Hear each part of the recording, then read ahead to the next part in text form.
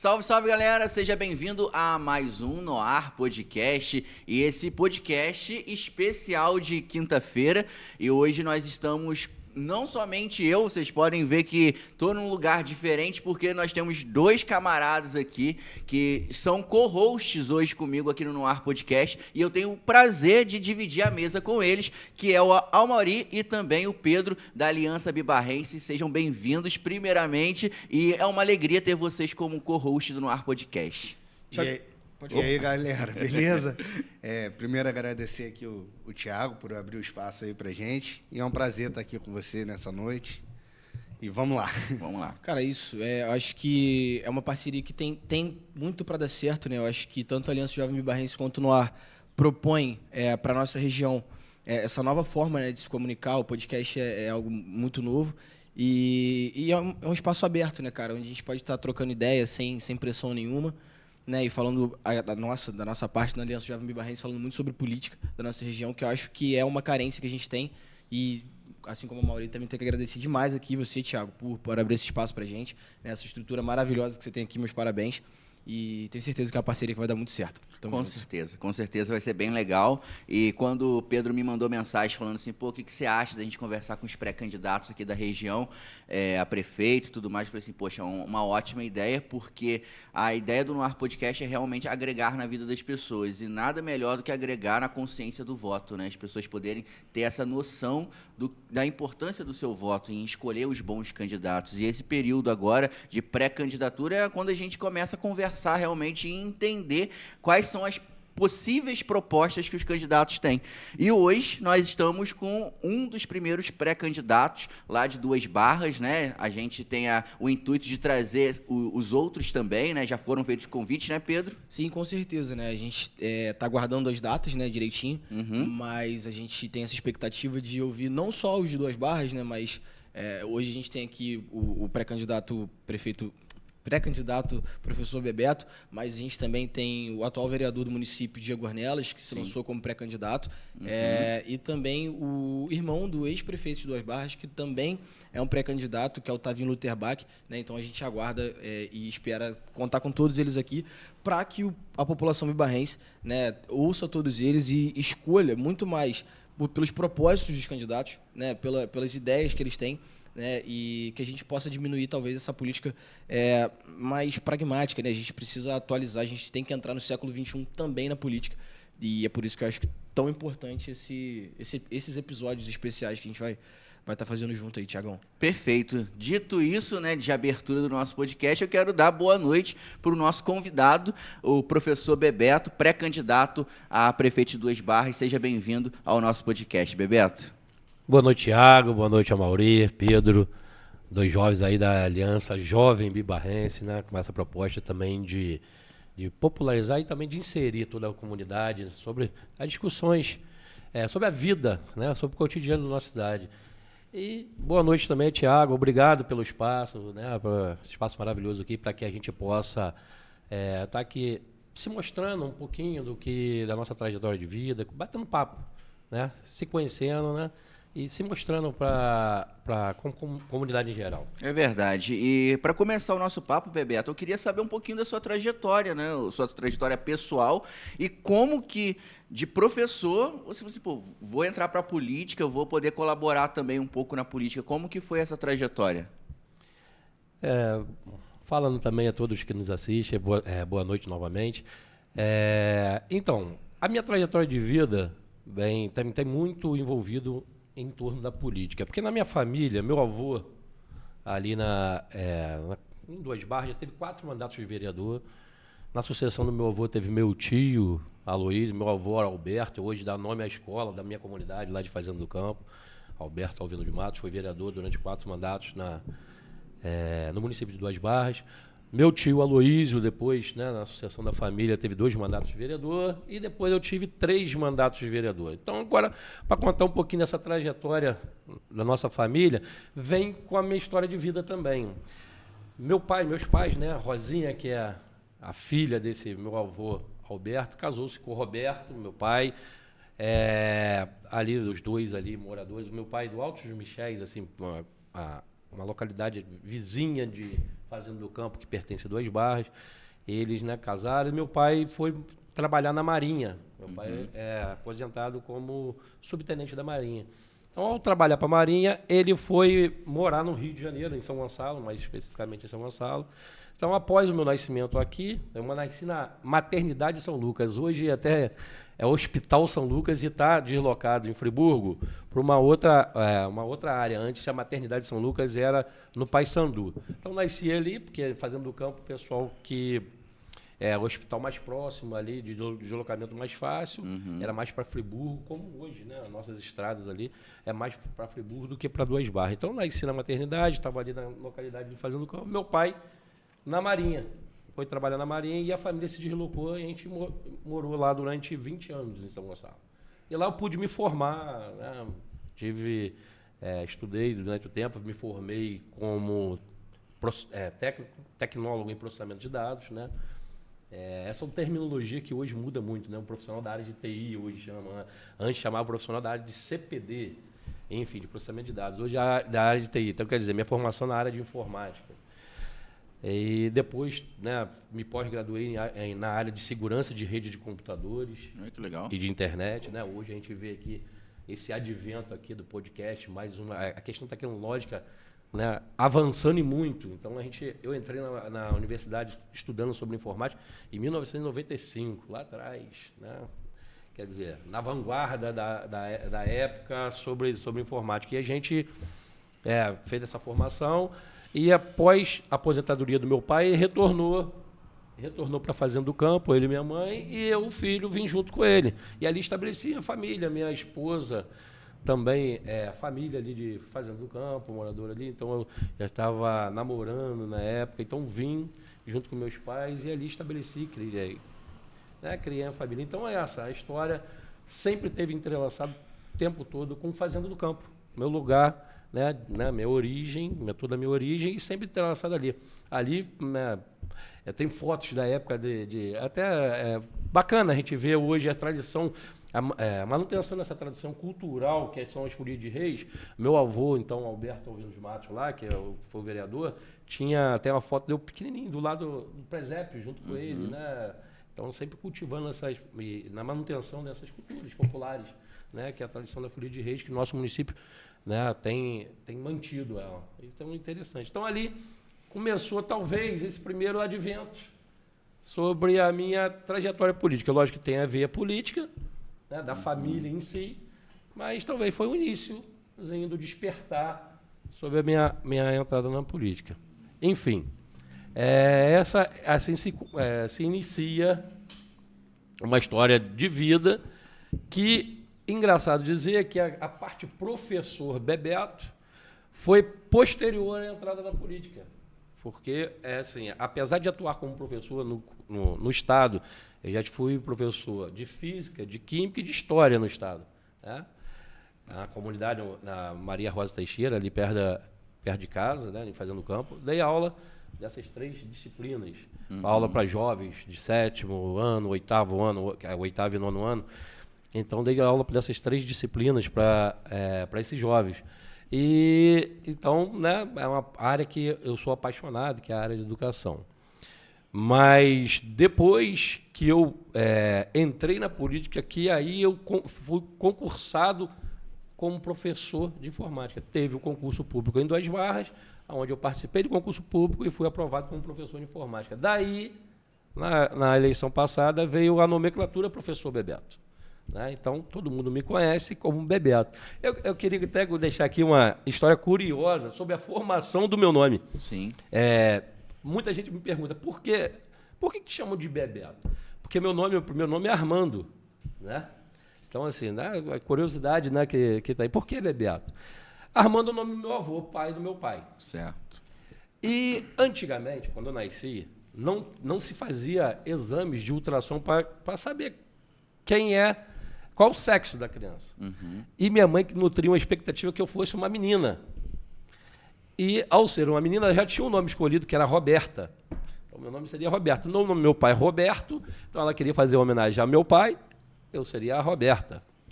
Mas depois que nasci, não era uma menina. Então, para surpresa, e eu também não tinha nome.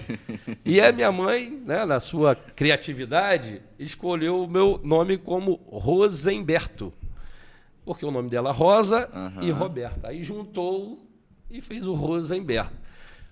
Meu pai, né, quem manda no mundo são as mulheres. Não adianta a gente querer nada contra. É verdade. Então, meu pai, né, consentiu, mas colocou meu apelido de berço de Bebeto. Então, ele começou a me chamar de Bebeto. E em homenagem ao meu avô, pai do meu pai, minha mãe também botou o nome de Armando. Porque o primeiro nome, né, do meu irmão mais velho, é Alberto, que é o pai da minha mãe. Ela escolheu, não, é Alberto. E o Eduardo foi escolhido do meu pai, porque era um jogador de futebol do Vasco, na rede vascaíno, meu pai, Roxo. O Eduardo tinha jogado no Vasco, Dudu. Então, aí ele queria botar o nome de mamãe. Tudo bem, mas o primeiro nome é Alberto, que é o nome do meu pai. Então, assim, foi, né, a construção. Então, é uma curiosidade, que quando a gente fala sobre nomes, né, eu gosto muito da gente estudar a morfologia, né, a construção das palavras, a gente ver, significar, né, entender o significado das palavras. Então, assim, eu gosto de contar essa história também para todo mundo entender o porquê de Bebeto. Então, o nome Rosemberto, aí veio o Bebeto. Muito legal. Bebeto, e assim, essa é a segunda eleição sua para prefeito, né, que você vai participar, né, como pré-candidato hoje, mas queria também saber um pouco da sua trajetória nas suas outras eleições, né, porque além de ser candidato a prefeito agora e foi em 2020, você tem 2 ou 3 mandatos? 3 mandatos? 3. Como vereador do município de Duas Barras, né? E aí como que se deu essa entrada, né, de fato, nas eleições, além da política, além de trabalhar no serviço público, dentro nessa questão eleitoral mesmo, como que se deu essa entrada sua? Então, a trajetória... Então, assim, contando um pouquinho sobre a trajetória, um pouquinho sobre a minha vida, né? Então, nessa trajetória política, iniciou em 2008, né? Concorri o primeiro mandato em 2008. Até ali, eu sempre me envolvi nas questões da comunidade.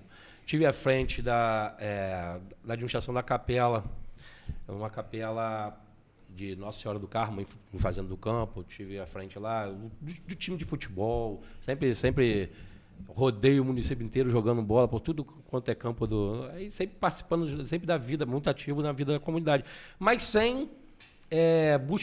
né, na verdade, buscando interesse político, porque eu tinha, como eu disse, eu tinha um tio que era vizinho a mim e era vereador na cidade. Então, a gente sempre envolvido nessas questões políticas. E chegou em 2008, em 2000, agora eu vou retornar um pouquinho, em 2000 eu entro na prefeitura, começo a trabalhar na prefeitura. E a primeira função que eu desempenho na prefeitura, e aí quando eu falo sobre a vanguarda, eu disse que em 95 estava ali na universidade. Foi a Universidade de Estácio de Sá, que eu me formei na Tijuca. Eu cursava a disciplina sobre informática. E na Prefeitura de Duas Barras estava começando a ter uns computadores, não tinha muitos computadores na Prefeitura.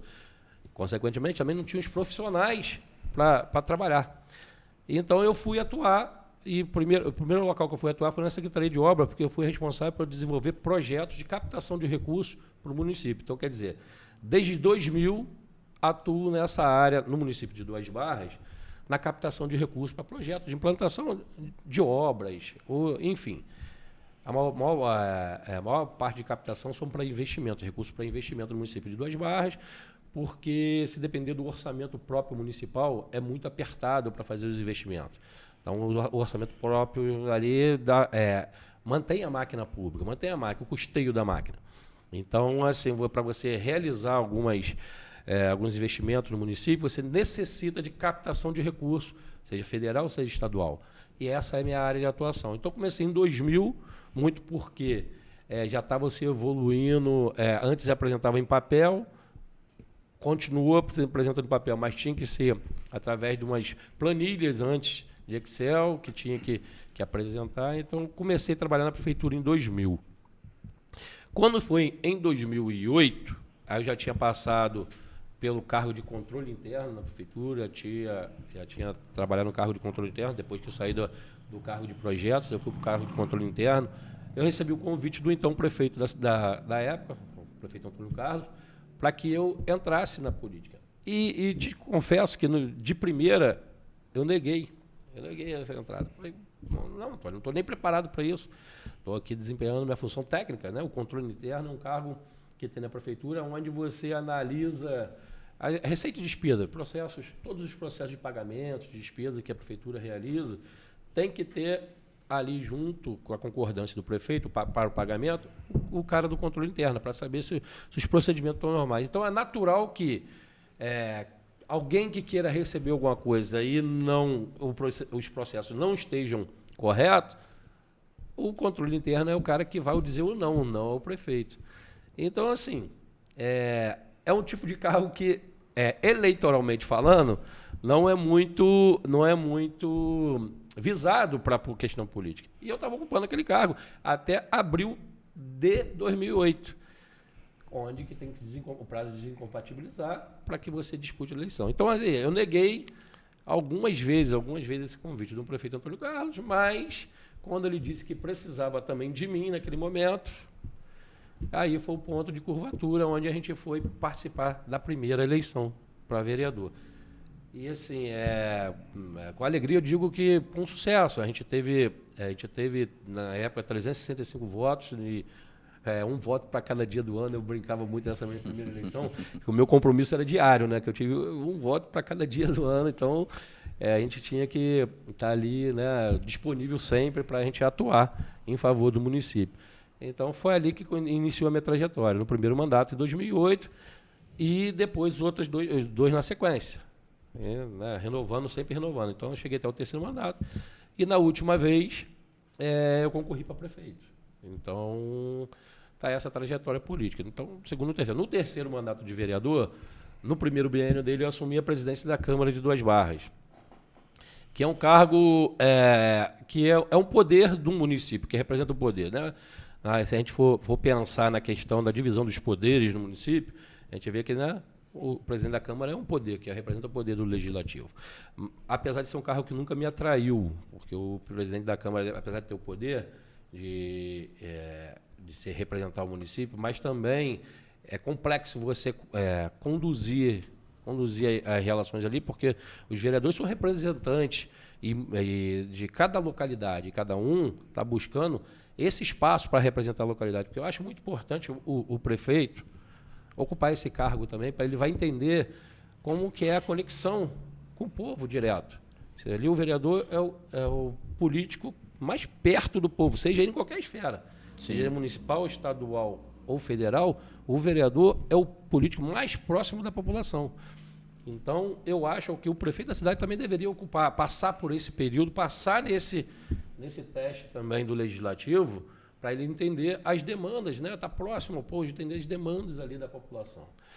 Então, assim, o cargo de presidente da Câmara é um cargo colegiado, é o líder do cargo colegiado, que não é fácil a condução, né? Que tem muitos anseios e muitas demandas ali. Então, mas foi uma experiência muito bacana, né? Que a gente com a nossa gestão lá, a gente entregou lá uma Câmara nova, lógico que foi numa sequência, né? O Chiquina São João, que o presidente anterior tinha feito um plenário novo para a Câmara, e eu, na sequência, eu fiz o segundo pavimento da Câmara, onde entregou gabinetes para todos os vereadores. Detalhe isso, que antes da chegada, o gabinete Duas Barras, o vereador de Duas Barras, não tinha um gabinete nenhum. Só existia o gabinete do presidente da Câmara. Os vereadores não tinham nenhum espaço para atender os seus eleitores, para ter ali as suas demandas. Não tinha espaço nenhum. Hoje tem lá a Câmara de Vereadores, cada vereador com seu espaço, a administração tudo bem localizado. E deixa eu falar até um ponto importante sobre isso, às vezes me alongando mais.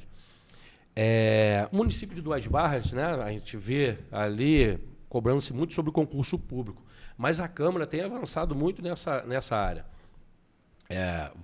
O presidente agora atual anunciou mais um concurso público para a Câmara de Vereadores. A gente tem que separar isso muito bem, que o vereador tem o poder de gestão, o presidente, do seu ambiente, quer dizer, do poder legislativo. Ele não tem gerência sobre o poder executivo, né? Ali a atuação dele é de fiscalizar e de levar as propostas para que o executivo realize. Mas a separação dos poderes, lá quem realiza no executivo é o prefeito.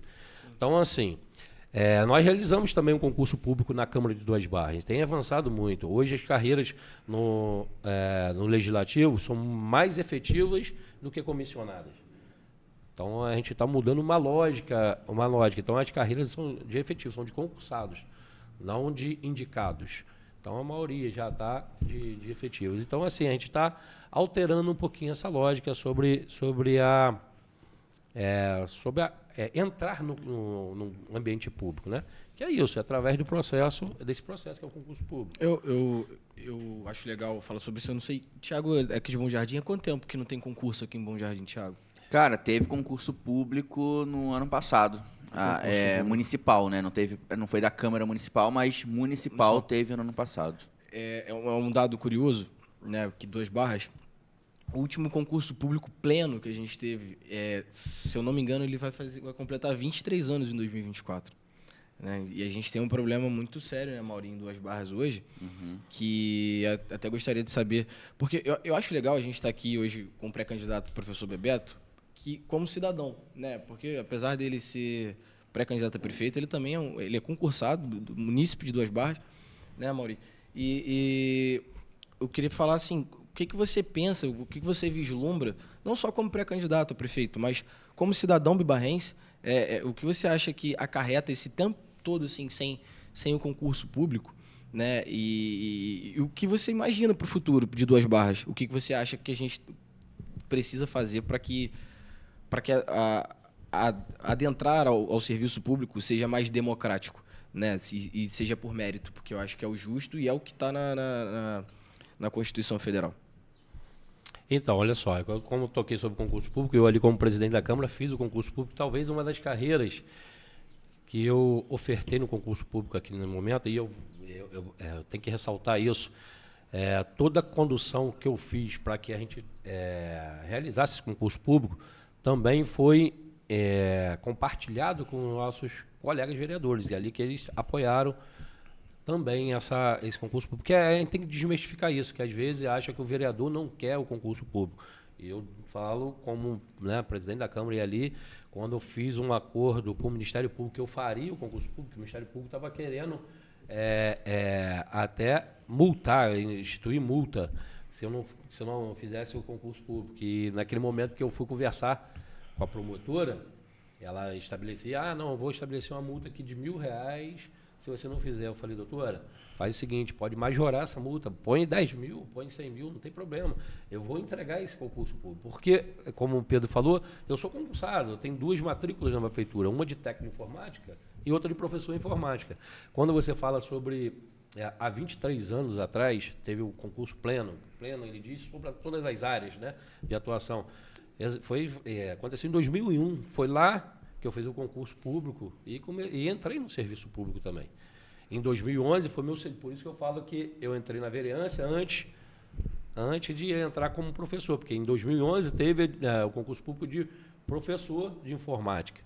E ali eu fiz o concurso e passei no concurso. Então, hoje eu tenho 2 matrículas no município, uma de técnico de informática, outra de professor de informática, que é a permissão, né, pela Constituição, né, os cargos, né, de técnico professor, 2 professores, se não da área médica.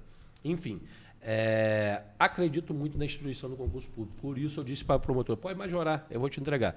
Talvez, porque na Câmara de Duas Barras não existe reeleição, é bienal, o mandato é bienal. Então eu entrei em 2017 e meu mandato terminava em 31 de dezembro de 2018. Disse a ela, talvez, não sei se eu entrego a posse de todos até eu sair, mas homologado o concurso para ser convocado e ser dado posse para o próximo presidente, certamente vai acontecer. Porque a gente começou esse processo em 2017, mas como são poucos cargos a serem ofertados pelo concurso público, não existem empresas que tenham interesse em realizar o concurso público. Por quê? Porque, primeiro, tem 2 aspectos. Se você trouxer a empresa, é só a empresa que a gente conseguiu fazer um processo onde a empresa, o custo operacional da empresa ficava pela inscrição do concurso público. Para isso, barateava para a gente que era gestor. Se não for desse jeito, seria a gente ia ter um dispêndio muito grande. E aí inviabiliza porque o orçamento da Câmara não comporta. Então, para atrair algum tipo de empresa para fazer o concurso público, não era fácil. A gente abriu o processo pelo menos 4 vezes, chamamento público, para ter uma empresa disponível para realizar o concurso público. Então, demorou esse trâmite. Então, por isso eu dizia à promotora que talvez não entregaria a posse dos concursados, mas a homologação do concurso. Então, nesse trâmite todo, foi realizado, e a posse quem deu foi o presidente que me sucedeu, que foi o Fred Turk. Então, o que eu inicialmente estava ressaltando, mas ali foi entregue, eu acho que um dos poucos municípios aqui em volta da região que a Câmara de Vereadores tem advogados concursados. O procurador jurídico da Câmara é concursado. O controlador interno da Câmara é concursado. Então, assim, por quê? São áreas que geralmente o presidente da Câmara quer ter indicação porque são áreas própria da gestão, perto do presidente. Mas, enfim, a gente ofertou pelo concurso público e hoje a Câmara de Vereadores avança nesse sentido. Porque muito triste é você, novo mandato de presidente de Câmara, você recomeçar do zero, você não tem o histórico. Então, quando você tem os concursados efetivos ali, você tem um histórico de uma administração. Você vai ter, eventualmente, as particularidades da gestão do presidente. Um lastro ali, né? Mas você já tem um histórico de como foi. Era uma loucura sempre. Você consegue dar continuidade, né? Exatamente. As leis aprovadas pela Câmara, às vezes, não eram encontradas depois pelo próximo presidente. Por quê? Todos os cargos que estavam ali eram indicação, acabavam indo embora. Aí aquela organização até se organizar de novo era complexo. Assim não, já vai tendo uma organização melhor a Câmara de Vereadores. E hoje a imagem da Câmara é melhor. A imagem enquanto interna, o controle interno é melhor.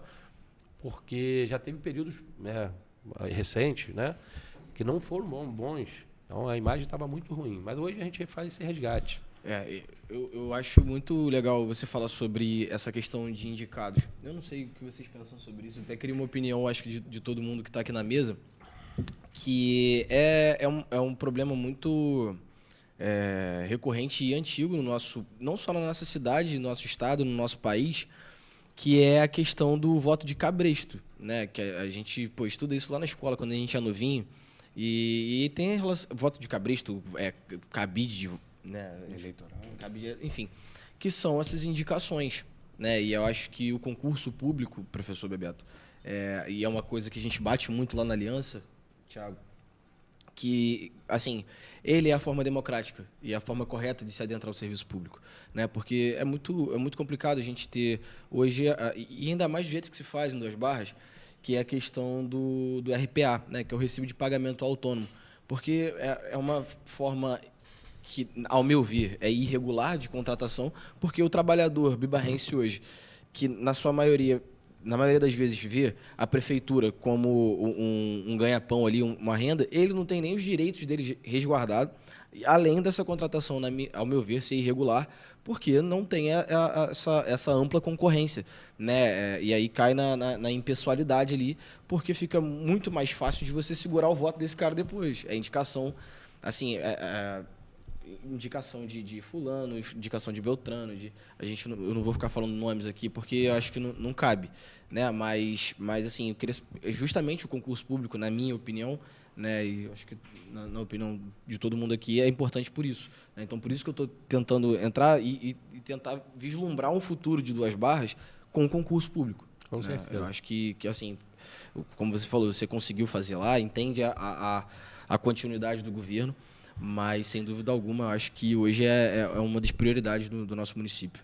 Uma das bases, né, um dos pilares da administração pública está no princípio da impessoalidade. Tem a moralidade, economicidade, publicidade, né?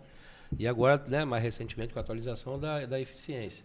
Mas um dos balizados da administração pública, os 4 pilares, né, que foi concebido depois da Constituição de 88, está ali, está lá previsto na Constituição, esses 4 pilares. Que é a impessoalidade, né? A moralidade, legalidade e economicidade. Enfim, então quer dizer, quando você fala sobre a irregularidade sobre a contratação por RPA, está diferindo no primeiro princípio, que é a impessoalidade. E o concurso público é acesso democrático. Então, existem 2 formas Porque a lei prevê essa exceção. Tem duas formas de acesso, de você entrar no serviço público. Primeiro é o concurso público. E o segundo são os cargos de nomeação, livre nomeação e exoneração, que são os cargos comissionados. Então, as duas formas de contratação são essas. Fora essas, são casos excepcionais e extraordinários. O RPA, como você cita, é apenas nomenclatura de um recibo quando você presta um serviço para a prefeitura, porque antigamente, quando, a nota fiscal, hoje com o advento, né, da tecnologia, são as notas fiscais eletrônicas e tudo mais, antigamente, para você prestar conta do dinheiro que sai do cofre público, todo dinheiro você tem que prestar conta dele. Então, uma forma de você prestar conta daquele recurso é você fazer recibo, quando você pagava um autônomo. Então, você emitia um RPA, que é um recibo de pagamento ao autônomo. Essas são as siglas do RPA. Só que em Duas Barras, isso normalizou esse tipo de irregularidade. Né? Então, todos virou regra, né? Então, todos, ou grande maioria, são pagos por RPA. E esse tipo de recibo, ou o tipo de contratação que emite esse recibo, ela é excepcional ou extraordinária, ou excepcional e extraordinária. Então, a periodicidade dela costumam não ultrapassar 3 meses, para que você evidencia a excepcionalidade ou extraordinariedade do evento. Mas em Duas Barras perdurou, há algum tempo está perdurando. Então, a gente tem que avançar nesse quesito. Quando a gente fala concurso público, eu falo do histórico que eu fiz como presidente de Câmara e digo como que eu pretendo fazer se for, né? Assim como a proposta, como pré-candidato a prefeito. Né? A gente está discutindo ideias, né? Em que a gente está levantando ideias. Qual é a ideia que eu tenho? A ideia, lógico, de realizar o concurso público já na gestão, no início da gestão. Mas antes, ou concomitante, a preparação do processo do concurso público, eu expliquei aqui que em 2 anos de administração, no final de 2 anos que a gente conseguiu dar posse ao próximo, por causa da questão burocrática que tem, né, para a gente, na verdade, efetivar os concursados, eu quero fazer um curso preparatório para os bibarrenses. Sabe por quê? O grande X da questão o concurso público é aberto, é público. Então, vai participar da concorrência das vagas um número ilimitado de pessoas que você não consegue controlar isso. Né? Então, está aberto para todos.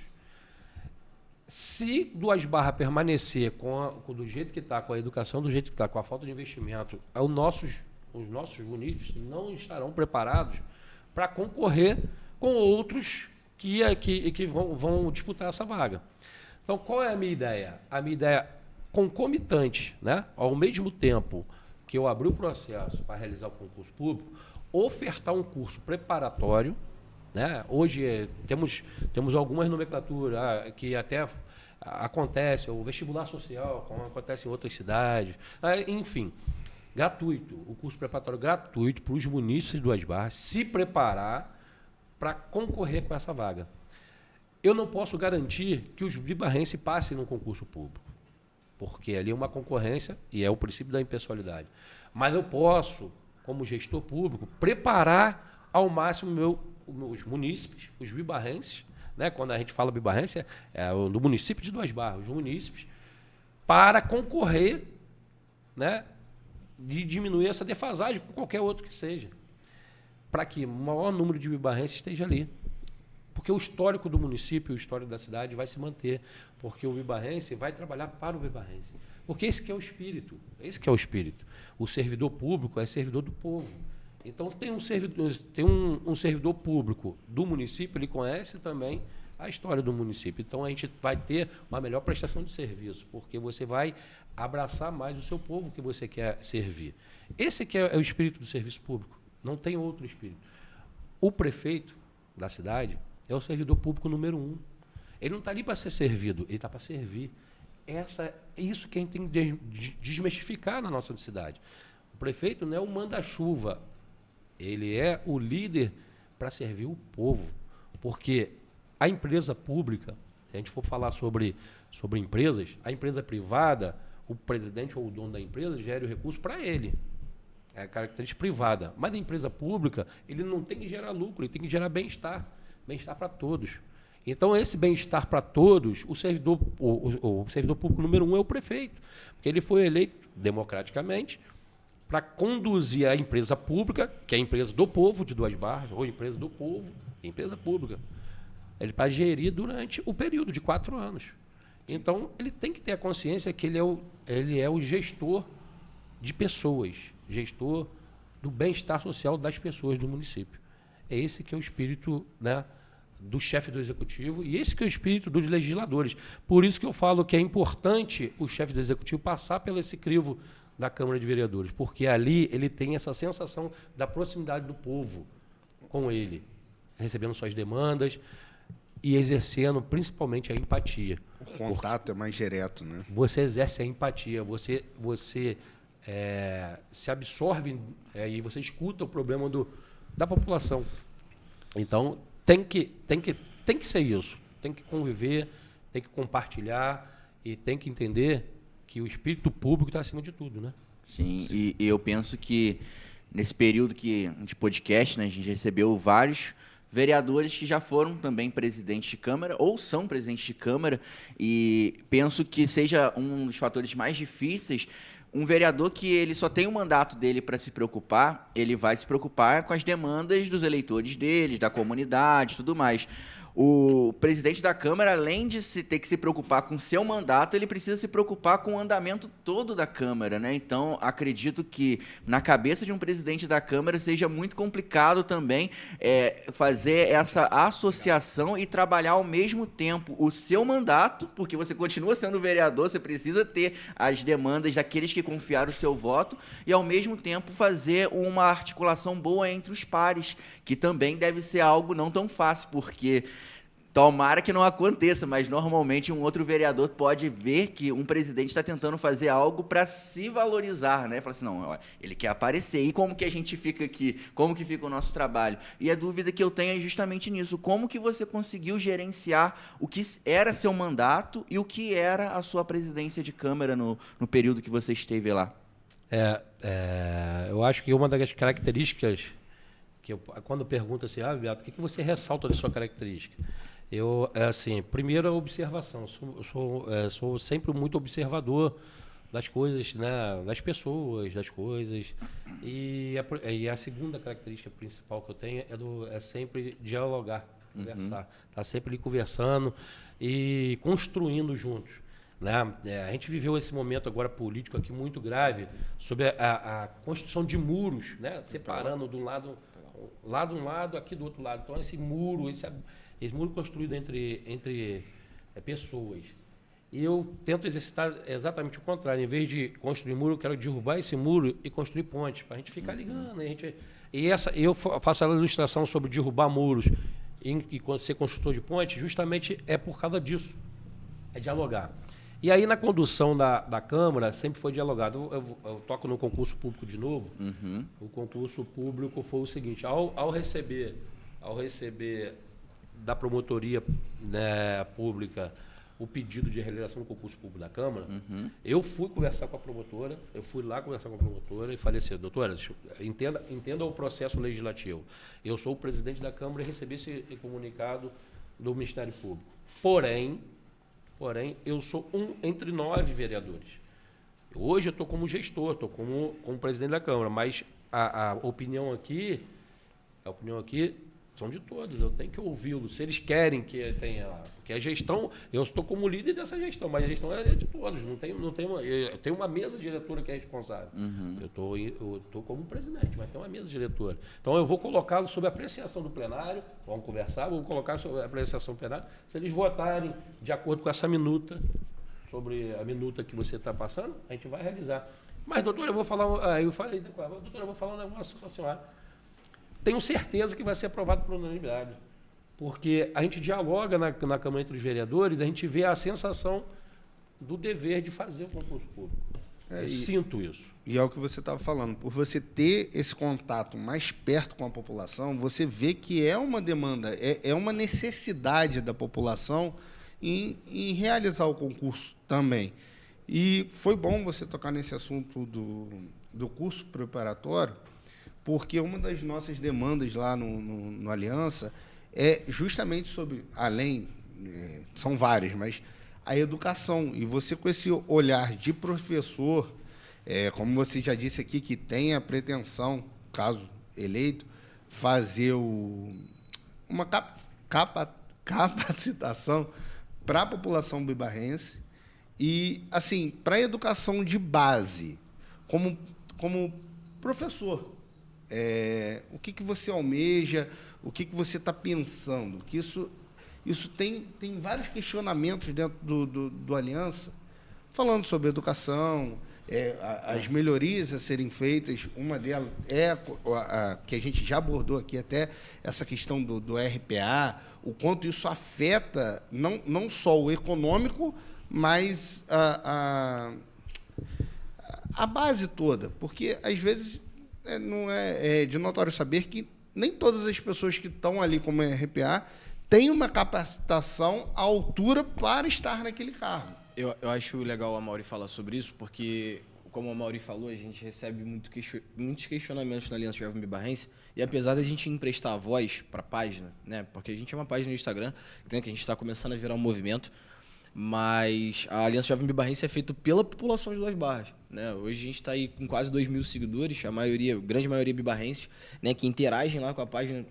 diariamente, né? Então, os questionamentos que a gente vai trazer aqui são dessas pessoas, né? E a gente sabe que dentro de Duas Barras hoje, muito por questões de não ter o concurso público, a gente tem, na sua grande maioria, na educação, pessoas indicadas, né? E aí a gente entra naquela de não ter plano de carreira, de não ter planejamento, né? Da educação não estar sendo levada a sério, ao ponto de que a gente ficou sem professor para algumas turmas, né? Na semana passada, no retorno às aulas, justamente por essa falta de planejamento, né? Então, a gente queria muito ouvir, né, você como professor, o que você acredita que qual o caminho que a gente pode seguir em Duas Barras em relação à educação. Então, a educação é transformadora. Então, a gente tem que... Como codinome professor Bebeto, a gente não poderia falar que esse não era um tema mais sensível para mim. Não poderia. Então, a educação é transformadora, né? Eu costumo dizer que a educação, o professor é um arquiteto dos sonhos, né? Então, a gente tem que ter sempre esse olhar e essa dedicação para a educação. E quando a gente fala sobre transformação, a gente fala sobre a base. Como que a gente transforma a vida de um ser humano se a gente não olha para a construção dele como indivíduo, na sua plenitude, construir. Então, a educação está linkada, eu acredito na educação linkada entre dois. É casa e escola. Esse casamento tem que funcionar. A família e a escola têm que andar juntos. Senão a educação não avança, senão a gente não consegue atingir o objetivo de transformar uma sociedade. Temos que ter esse link casa, família e escola.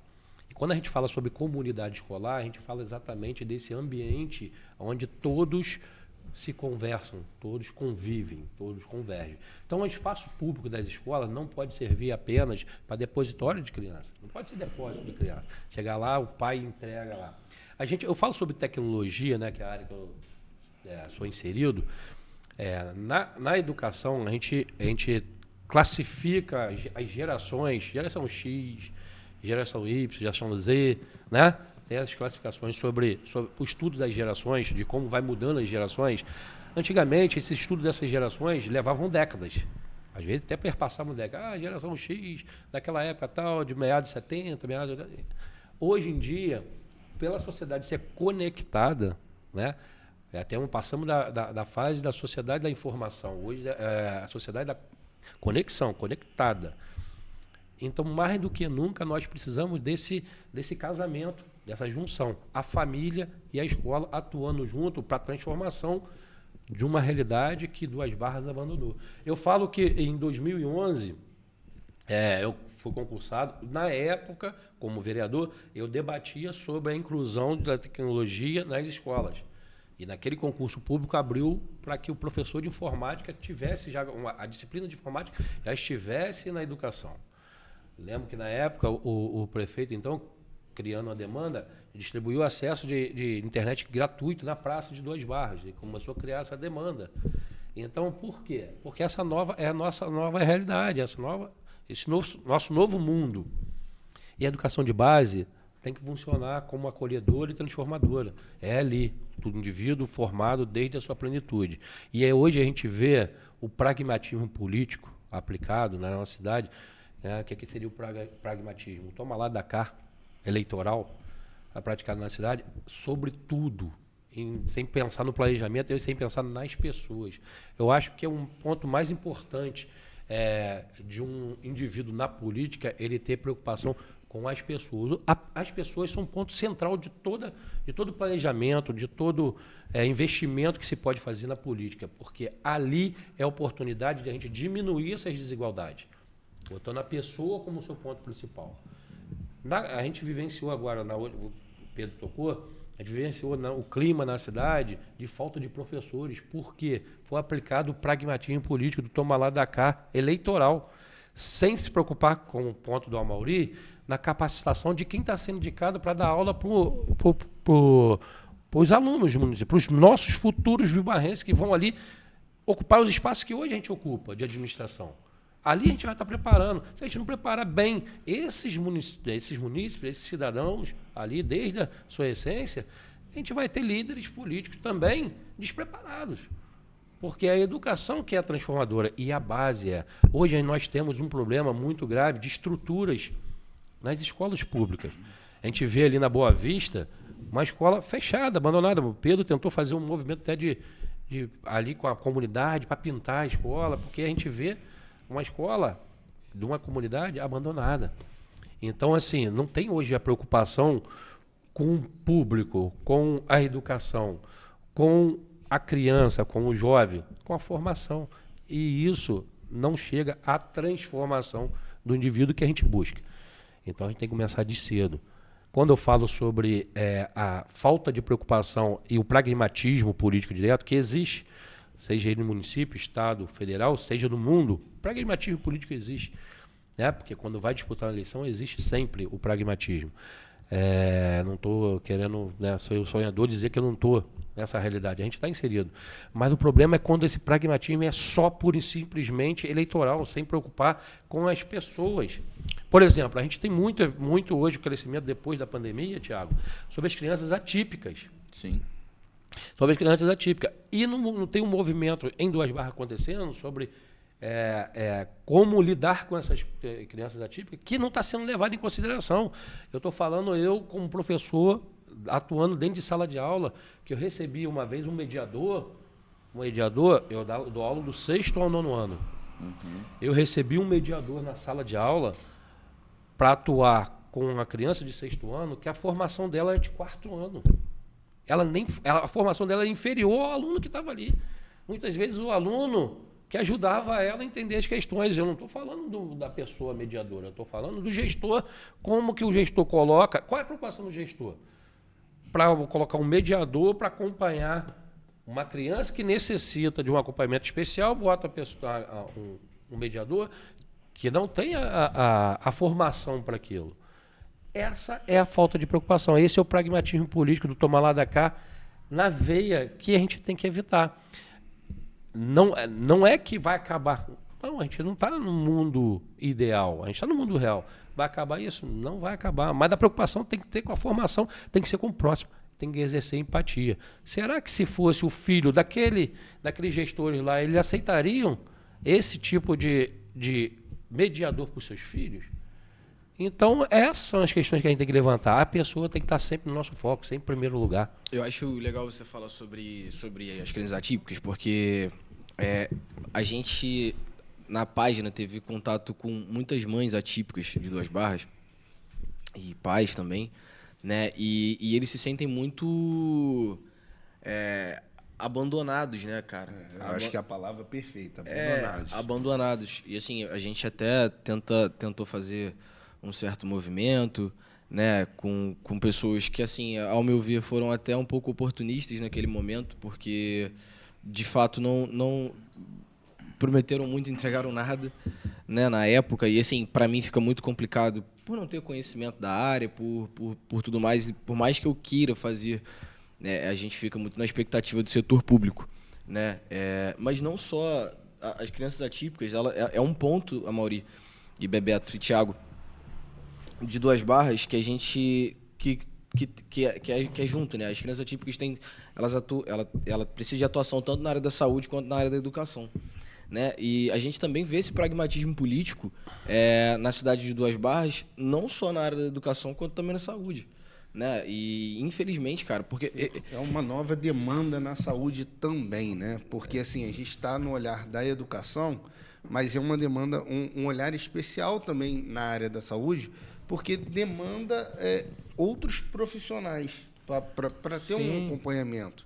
Um psicólogo, um psicomotricista, enfim. E o nosso município está muito defasado nisso ainda. Está muito atrasado nesse quesito. E você sabe o que mais me impressiona? Porque, assim, eu gosto muito de falar sobre desenvolvimento na página, né? Então, assim, eu acho que a nossa região ela é um pouco esquecida nesse sentido. Eu não sei se vocês concordam com isso, né? A gente vai ver outras regiões, até mesmo do nosso estado, se você for na região dos Lagos, se você for na região norte, né, Campos ali e tal. Só que a nossa região, assim, a gente tem uma metrópole que é Nova Friburgo, e a gente tem essas outras cidades aqui que, Duas Barras, Bom Jardim, Cordeiro, que são cidades maravilhosas para se viver, né? A gente, graças a Deus, tem um nível de segurança muito bom aqui, com uma qualidade de vida muito boa, mas que quando a gente vai falar sobre desenvolvimento, a gente ainda peca porque a gente não conseguiu resolver o básico. Na verdade, não só aqui, né? A gente, no Brasil inteiro. Mas eu acho que numa cidade pequena é tão mais fácil, e a gente tem esse problema também na saúde. Por exemplo, a gente teve problema com remédios, sabe? A gente não consegue entregar o básico do básico do básico. O Thiago, não sei aqui em Bom Jardim, mas em Duas Barras foi até questionado a gente na Aliança sobre uma fiscalização mais efetiva na relação aos remédios, para quem vai, como vai, para ter um controle maior. Não só nisso, como também no transporte de pacientes. Então, assim, Bebeto, eu acho que a população está querendo saber o que você almeja como futuro, como pré-candidato a prefeito, o que você almeja nessa área aí, o que você pretende realizar ali que possa solucionar alguns problemas simples, como a fiscalização ali na entrega de um produto, ou de um medicamento, ou de uma... Não só isso, acho que na marcação de exame, acho que na marcação de consulta. Englobando um pouco a saúde, assim, o que... E principalmente, Bebeto, colocar pessoas também capacitadas para estarem fazendo essa fiscalização. Porque, infelizmente, a gente sabe que no Brasil existe muito tal do jeitinho.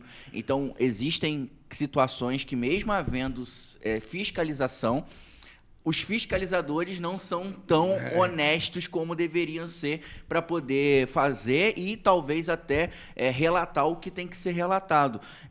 O poder público hoje precisa também ter essa preocupação até quem vai estar exercendo esse papel, né? Porque, assim como você falou sobre a questão de o monitor, né, a pessoa que está ali para ajudar, ela está numa função onde que nem ela está entendendo o que ela está fazendo, né? O que isso dá para ser solucionado, né, em ter a fiscalização, mas também ter pessoas competentes para exercer essas funções.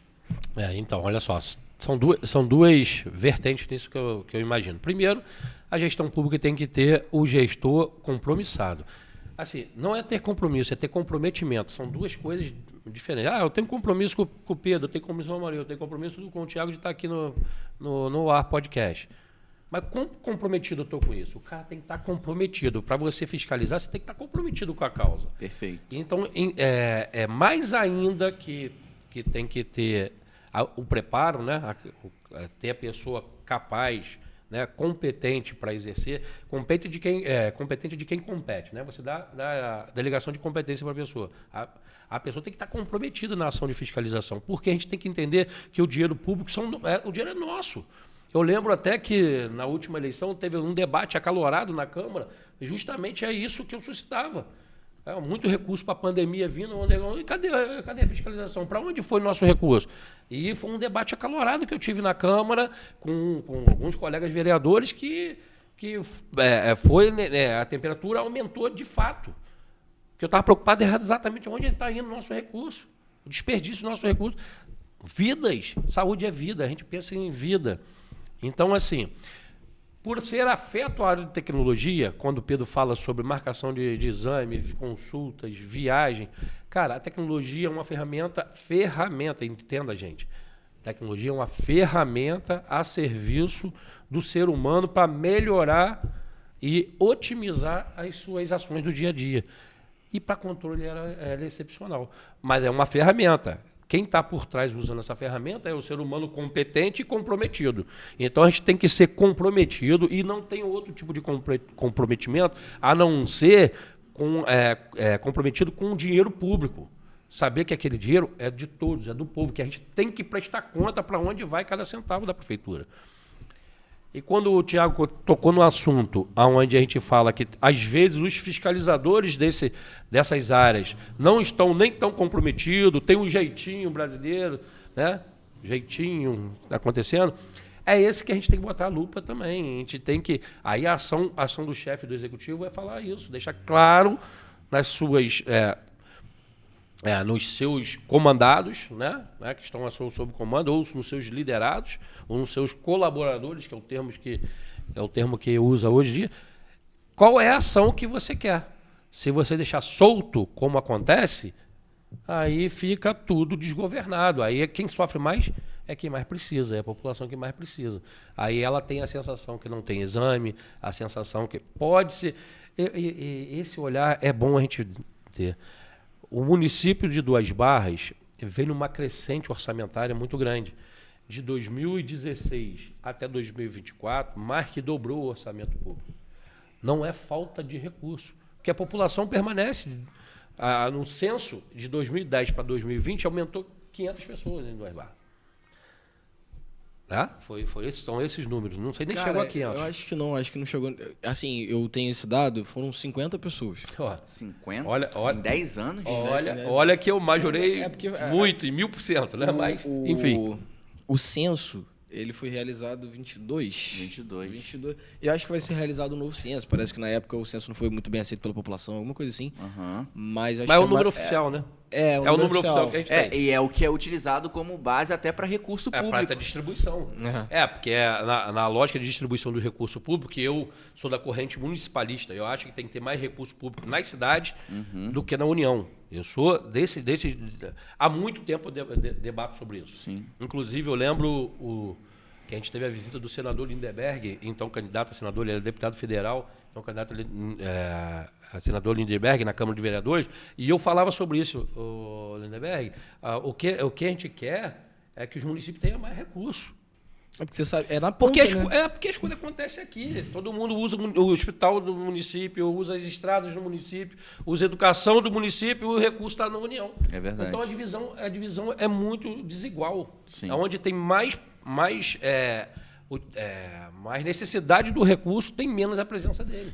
Eu vejo, o Bebeto, até como eleitor e até muito crítico nessa situação, que existe como se fosse uma pirâmide mesmo nesse sentido, porque quando o município ele tem um poder orçamentário suficiente para suprir suas demandas de creche, de hospital e tudo mais que precisa, por que você iria atrás de um deputado e senador para conseguir recursos? Aí eles não teriam fotos para apresentar que está entregando obras. Então, existe, na minha visão, né, aí é uma visão pessoal minha, um propósito justamente nisso, de você precisar do recurso vir de Brasília para o município, para que o deputado e o senador tenham onde mostrar para onde ele está enviando o recurso. E aí ele chega lá na obra da escola e tira a foto. Olha, estamos destinando a emenda para a construção dessa escola.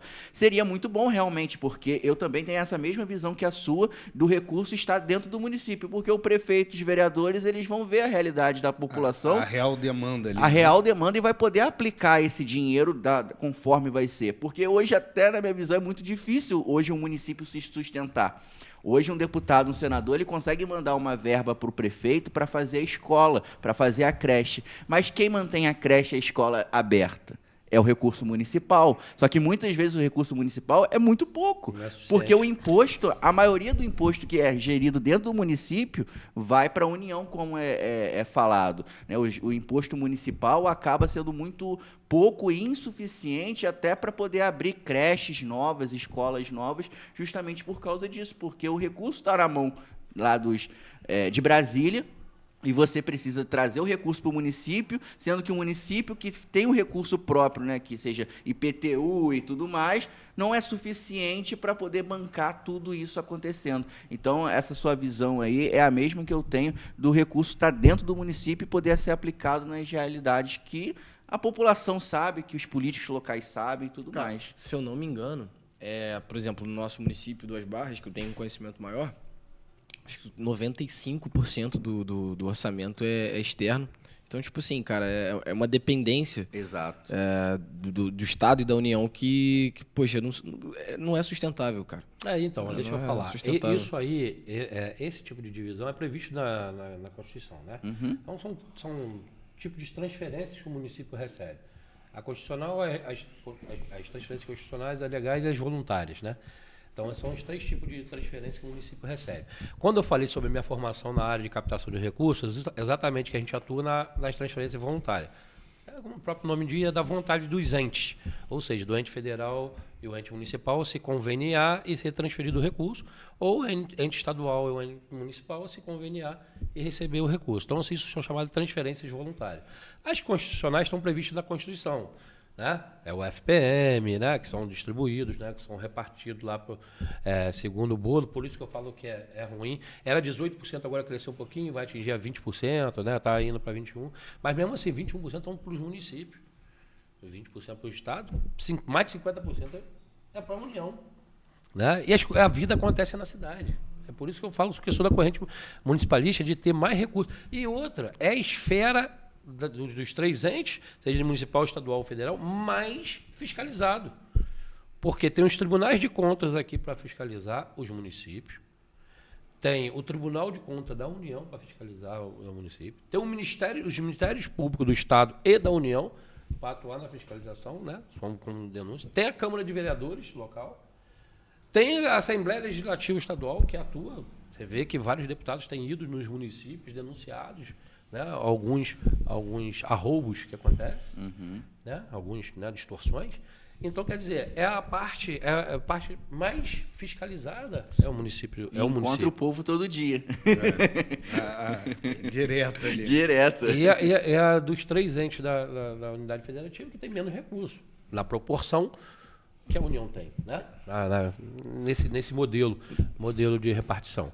Não querendo fazer uma correção, mas ele só encontra o povo esse ano. Ano que vem, irmão, difícil. Encontra. Não tô falando.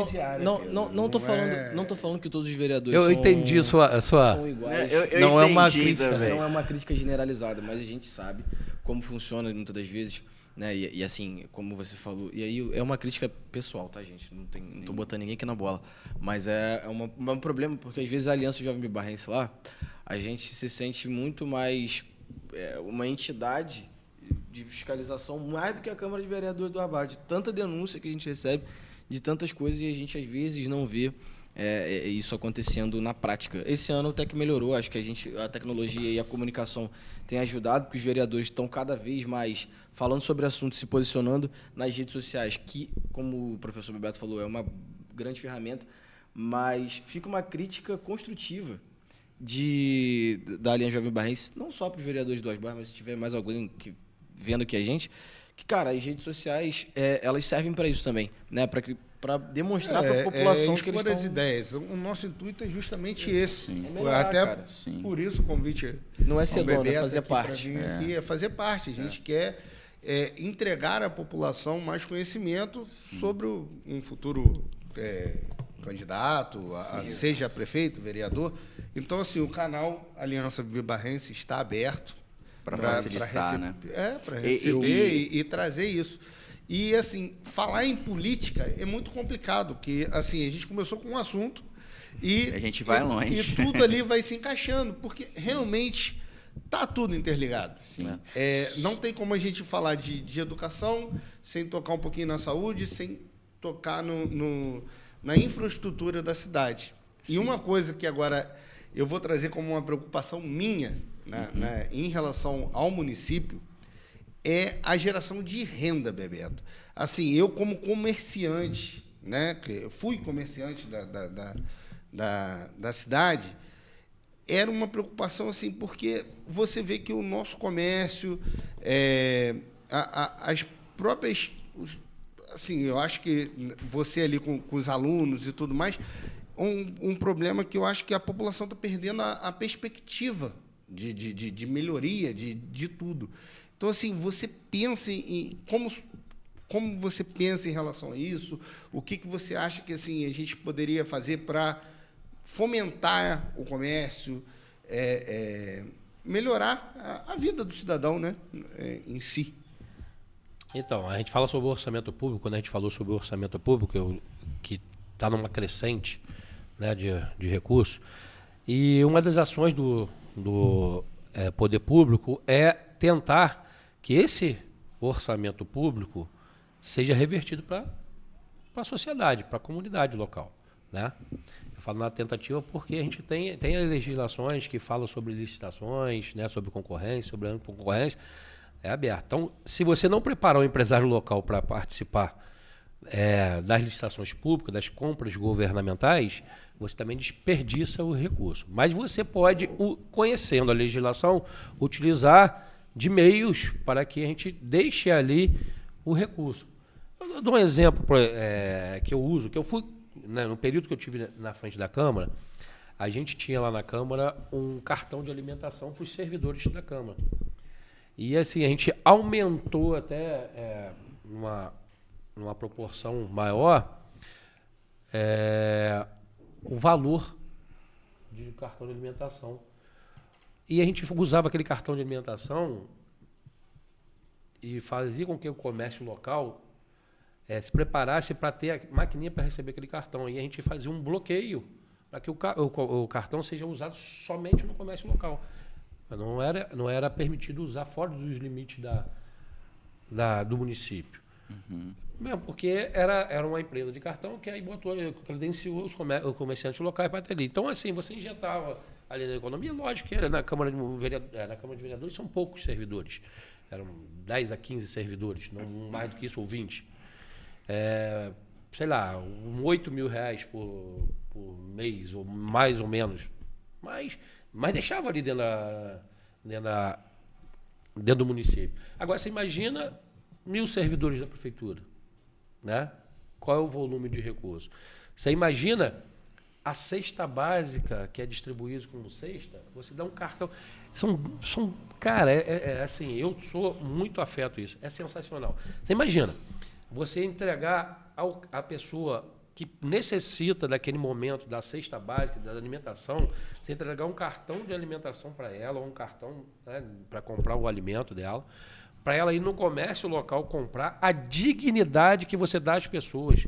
Ela poder escolher o seu alimento. Porque muitas vezes o arroz, o feijão, o óleo, a pessoa consegue comprar, são produtos mais baratos. Mas e outros produtos? Por exemplo, um frango, para você complementar a questão nutricional. É verdade. Ou sei lá, uma carne, enfim, um leite.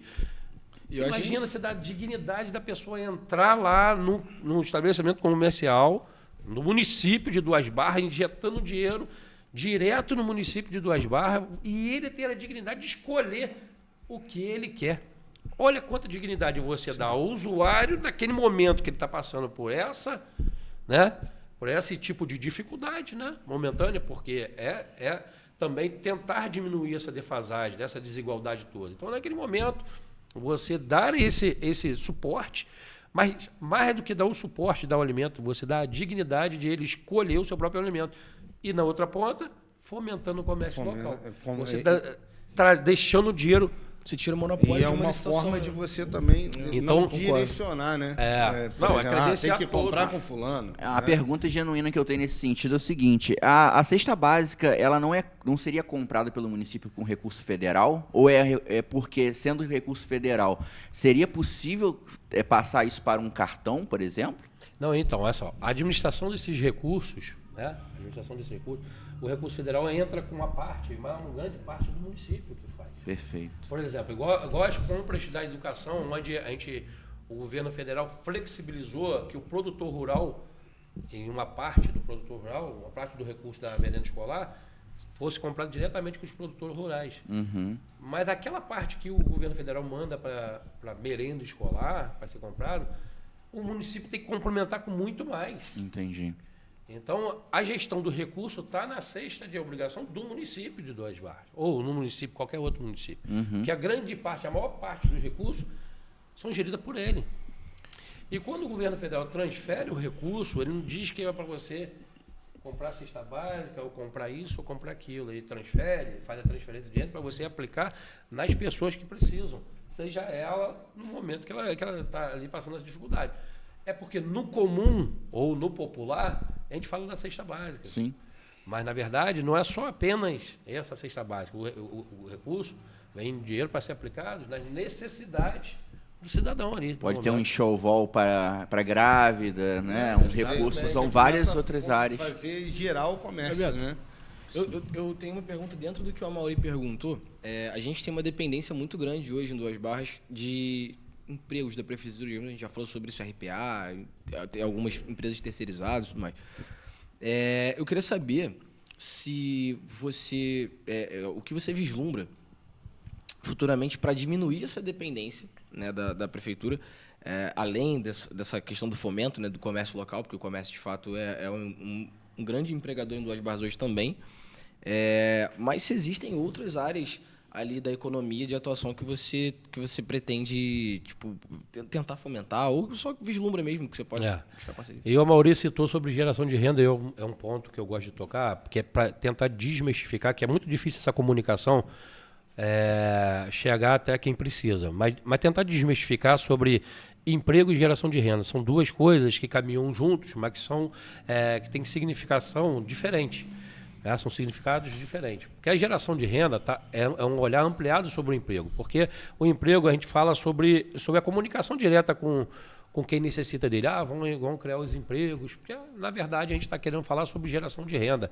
E essa que é a nossa parte. Em vez de procurar a formalidade do emprego, ser a geração de renda, que é o foco principal. Duas Barras tem umas características muito importantes. Primeiro, é igual a música diz, é linda por natureza, né? Então, olha o grande, eu não gosto de falar a palavra, mas eu vou citar, né, porque é a questão da comunicação, olha o grande potencial que nós temos de explorar essa linda natureza no turismo, né? No turismo de Duas Barras. Por que eu não gosto de falar a palavra potencial? Porque a palavra potencial parece que nunca vai acontecer, já viu? A Maurício tem o potencial de ser vereador. É verdade. Nunca é. Eu tenho potencial de ser bonito. Nunca é. Que isso? Então, Colou. a questão da palavra potencial parece que está sempre na iminência de acontecer um negócio que nunca vai acontecer. Nunca acontece. Sim. Mas, enfim, por isso que eu não gosto de usar muito essa terminologia, né, potencial. Mas é uma palavra que, na comunicação, todo mundo entende. Então, assim, o turismo em Duas Barras é um local de geração de renda, né? E agora a gente fala de emprego, que tem esse potencial maravilhoso e rápido e limpo, que a gente fala sobre indústria limpa, que é o turismo, que você não precisa investir em extração, né, do solo mineral ali, ou transformação de qualquer produto que vá jogar os resíduos para a natureza, né? Que aí tem a questão da sustentabilidade, que é uma das vertentes, né? É um dos vértices que eu acho da administração pública, da preocupação do gestor. Então, o turismo é uma indústria limpa, que gera dinheiro rápido na economia de Duas Barras e tem essa geração de renda. Eu tocava isso na eleição passada. E quando alguém, né? Porque um documento, o plano de governo é um documento que passou a ser apenas para cumprir a legislação eleitoral. Muito poucas pessoas se atêm ao plano de governo. Mas eu citava isso lá, no potencial do turismo e do desenvolvimento turístico, como eu achava que deveria ser, na preparação, sempre linkado com a educação, preparando os jovens já para contar, porque na verdade o turismo você é a beleza natural, explorar o potencial que você tem ali, que é hoje gastronômico do Duas Barras, tem um potencial gastronômico, né? Tem a questão do bacalhau ser conhecido fora dos limites de Duas Barras, o restaurante. Então, essa culinária tem esse potencial gastronômico. Tem das belezas naturais. Um dos principais eventos da cidade. Tem os eventos de comida, né? Que é o Aipim com Torresmo. Tem o Festival do Bacalhau, tem a Aipim com Torresmo. Então, quer dizer, está muito linkada à culinária. Então, tem o turismo que a gente tem de observação. Por vezes, a gente encontra na cidade turistas fotografando, ou seja, pássaros. Pássaro de vez em quando. Ou a própria árvores, enfim. Esse turismo de observação que Duas Barras tem presença nessa área. O que a gente precisa organizar. Precisa instituir Duas Barras como roteiro turístico. Duas Barras tem que estar presente. Hoje, Friburgo está fazendo esse resgate sobre o turismo, né? Friburgo está acontecendo esse resgate. Duas Barras tem que estar presente. Eu falo que a meta é botar pelo menos como segundo destino turístico da região. Porque hoje superar Friburgo com o investimento que está tendo é muito difícil. Mas a gente tem que buscar para pelo menos ficar em primeiro lugar no lugar de Friburgo. Mas a gente tem as demandas de hospedagem, as demandas de estradas, que está muito complicado. Isso é uma questão que a gente ia tocar também aqui Deixa eu só terminar que a gente vai tocar nesse ponto das estradas aí. Então, assim, então o turismo é essa indústria de geração de renda mais rápido e a saída mais rápida para Duas Barras. Tem um segunda vertente que é a agricultura. Nossa vocação no município é agrícola. A gente tem esse movimento agrícola no nosso município. Então, a gente tem que usar esse movimento agrícola também para gerar renda, para movimentar o município de Duas Barras, né? A gente fala sobre ICMS verde, a gente fala sobre geração de várias receitas para o município crescer nessa área. E tem uma outra que ninguém observa. Hoje a gente está aqui, no Ar Podcast, a tecnologia como impulsionadora dessa geração de renda. Thiago, a gente aqui poderia imaginar a sua formação na área jornalística, como é que é essa atuação? Você poderia imaginar, por exemplo, há 5 anos atrás que você estaria aqui com um podcast no ar? Não. Você é da rádio? Rádio. Então, a rádio, aqui é uma rádio, mas utilizando a tecnologia para se mostrar. Há 5 anos atrás você se imaginaria disso? Não. Olha como evolui, aonde está a possibilidade da gente gerar renda em todas essas áreas, né? As novas profissões que surgem, principalmente potencializada depois desse novo normal que aconteceu depois da pandemia, onde todo mundo foi obrigado a observar o movimento da tecnologia. Quem não usava, quem não era afeto, quem não achava... Todo mundo foi o seu trabalho home office. Sim. Olha o quanto cresceu as profissões na área de tecnologia, ao quanto evoluiu. Então, assim, a gente tem que observar isso, porque são baixos investimentos para que a gente possa ali... E diversas áreas mesmo. Existem, né, os youtubers, os gamers, né? Teve um jogador de futebol que largou... não sei se vocês lembram. O Lira. O Wendel Lira. Acho que é o Wendel Lira, né? Lira. enfim. Ele foi considerado o gol mais bonito na FIFA, ganhou o prêmio da FIFA, largou de jogar. Ele ganhou o prêmio Puskás. Ele largou de jogar bola para ser jogador, um gamer de futebol FIFA, né? E eu acho que é um mercado que a nossa cidade, por ser pequena, a nossa região ser pequena, a gente não tem muito contato. Mas hoje, os games em si, eles dão mais dinheiro do que os filmes. E é uma puta de uma indústria, assim. Eu vejo, cara, que o próprio estado do Rio de Janeiro é um estado que não valoriza tanto essa área digital e de informática e tudo mais, né? Eu, nessa pesquisa, quando a gente foi montar o podcast, a gente pesquisa muito sobre essa área de tecnologia e quando o YouTuber, né, quando o Google foi trazer o YouTube para o Brasil, eles procuraram o estado do Rio para ser a sede, a capital do Rio de Janeiro ia ser a sede do YouTube no Brasil. Só que o Rio de Janeiro não forneceu características mínimas para sediar o YouTube no Rio de Janeiro. Eles foram para onde? Para São Paulo. E hoje é a capital, né, de tudo no Brasil, que envolve tecnologia, as maiores feiras, os maiores encontros, tudo acontece em São Paulo. Muita grana, né, cara? E gira muita grana. Então eu vejo, desculpa te cortar, mas eu vejo que o nosso estado do Rio, não falando só Bom Jardim, Duas Barras, Friburgo, mas o estado do Rio em si, ele é ultrapassado no que se fala de tecnologia. Parece que as coisas chegam aqui muito depois do que em São Paulo, por exemplo. Quando a gente fala de vanguarda, a gente está na retaguarda, né? Está na retaguarda. Lá atrás, sobre a questão digital. Eu lembro que eu participei de uma... nessa caminhada, eu participei do movimento do governo do Estado, na época, querendo criar o corredor digital. A gente fala, porque a gente tem um problema de comunicação, na época, agora avançou-se muito, o problema de comunicação, até de acesso, né? A conexão de internet. Né? Mas na época a gente falava também da comunicação, de celulares, né? As torres de celulares. Onde eu morava em Fazenda do Campo, não tinha. E tem uma comunidade do lado lá, que é Vargem Grande, que não tem ainda comunicação por celular, uma simples comunicação.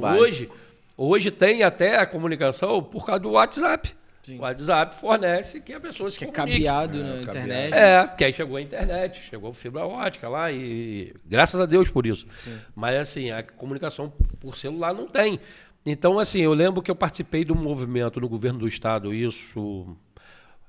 entre 2007 e 2010, mais ou menos, que eles chamavam que iam criar o corredor digital, onde ajudaria essa região serrana. Nesse movimento que foi pós-Pan-Americano, que foi no Rio também, né, em 2007, né, Jogos Pan-Americanos. Então, foi obrigado o Rio de Janeiro ter várias torres de celular, questão da comunicação. De implementar a questão da comunicação. E aqui movimentar algumas torres de celular para o interior para criar essa comunicação e futuramente prever esse corredor digital da conectividade, da conexão. Então, participei daquele movimento lá atrás, em reunião com o governo do Estado. Teve até uma especial que eu fui em Búzios, onde foi apresentado para a gente na época. Então o prefeito era Antônio Carlos, a gente foi lá, porque eu falo do Antônio Carlos porque ele estava ali participando desse processo. Eu falei, ele criou aquela demanda de botar na praça a questão do acesso, né, conexão gratuita para os munícipes que quiserem usar a internet. Então ele tinha esse olhar.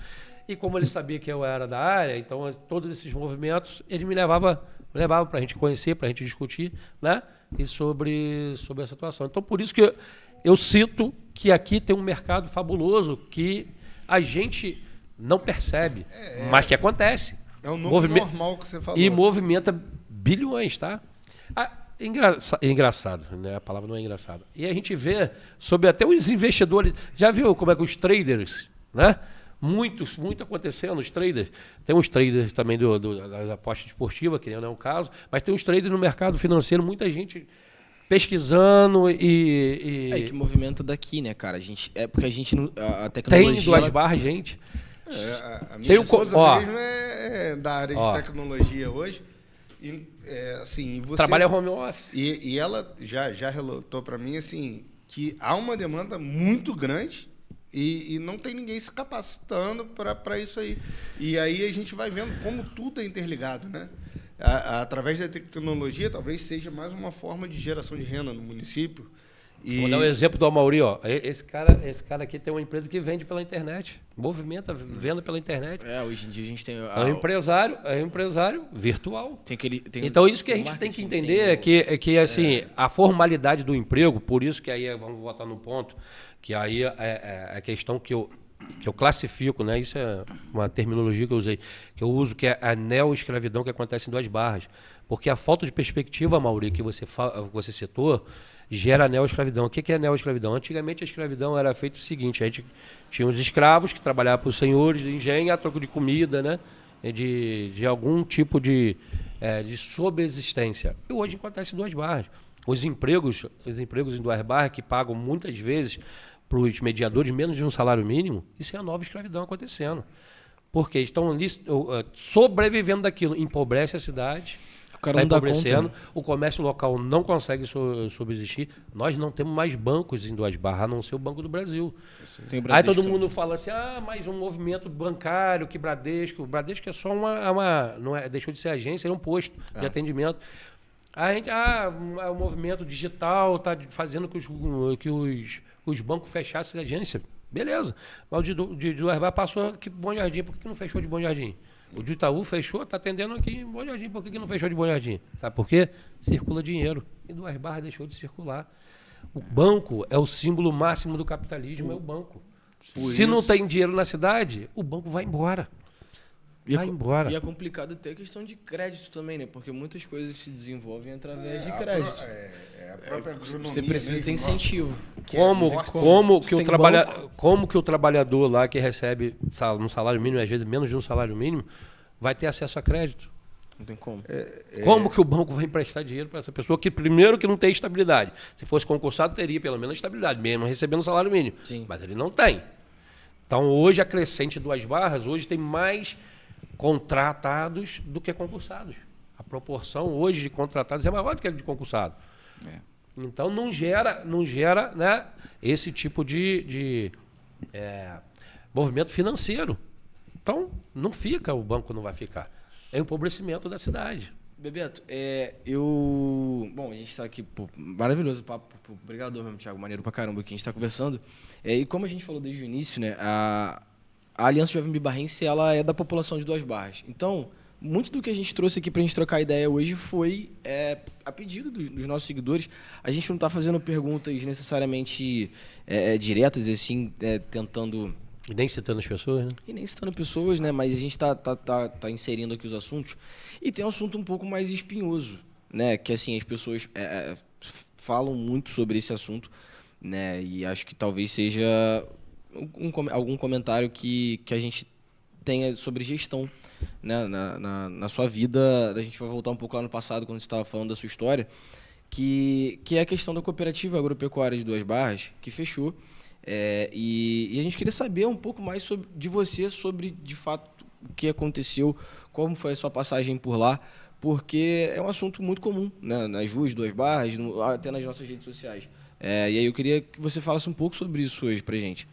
Então, quando a gente fala sobre a trajetória de vida da gente, né? Então a gente tem esse capítulo na nossa vida, que foi um breve período que eu tive lá na Cooperativa Agropecuária de Duas Barras, que não foi mais do que 90 dias, um pouquinho mais, um pouquinho menos de 90 dias. Então, naquele momento, a cooperativa de Duas Barras sempre vinha passando por uma crise financeira muito grande. Enfim, não quero citar quem teve à frente, quem fala, não importa, mas veio. É uma instituição mais de 50 anos, aí veio. Aí vem a pergunta, mas por que, Bebeto? O que você tem a ver com a cooperativa? Eu também faço essa pergunta, por quê? O que eu tenho a ver? Eu não era produtor de leite, nunca fui cooperado, né? Nunca tive na administração da cooperativa, nenhum momento da minha vida e nenhum momento da vida da cooperativa, nunca tive. Eu apenas passei 3 meses num período ali, e aí eu vou elucidar e vou explicar a você porque eu tive na cooperativa.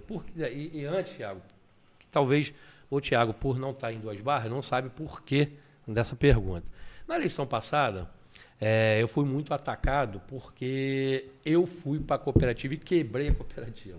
Então, assim, eu não é em tom de deboche, nem de ironia, nem nada, mas é uma pessoa que fica há 90 dias numa instituição de 50 anos falar que ela é responsável por quebrar uma administração.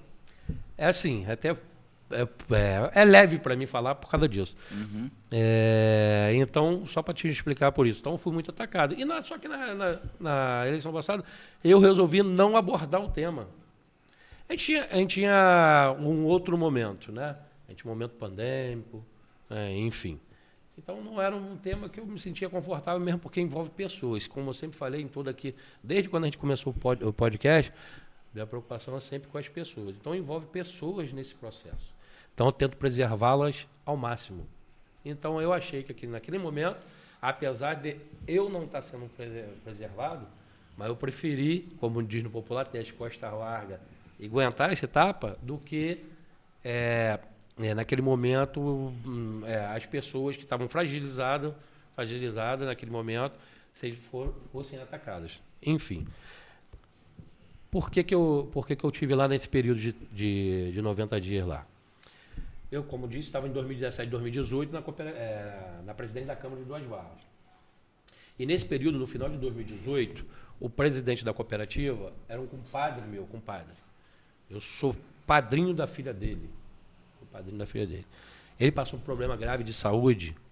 Ele desenvolveu um câncer raro, que é câncer na parede do intestino, chamado câncer no peritônio. Não sei se algum de vocês já ouviu falar, mas é um câncer raro. Um garoto novo, um cara novo, mais novo até que eu. E ele passou aquele momento de fragilidade e foi internado. E os médicos até diziam para ele que, por ser um câncer raro, o tratamento também estava em fase inicial, estava em teste. Não sabia nem se daria certo o tipo de tratamento que ele estava sendo realizado nele. E, portanto, ele tinha um plano de saúde da Unimed, nem o plano de saúde da Unimed cobria esse tipo de tratamento, porque era um tratamento que estava fora do rol de tratamento de cobertura no plano de saúde. Enfim, mas teve ação judicial e tocou para frente, ele foi fazer o tratamento. E o tratamento consiste em abrir a barriga, do umbigo, para baixo do umbigo um pouquinho, até em cima, perto do tórax aqui. Um rasgo enorme. E ao abrir, literalmente, jogaria o tratamento de quimioterapia dentro. Como era inovador, ninguém sabia se daria certo. Por que eu estou citando isso?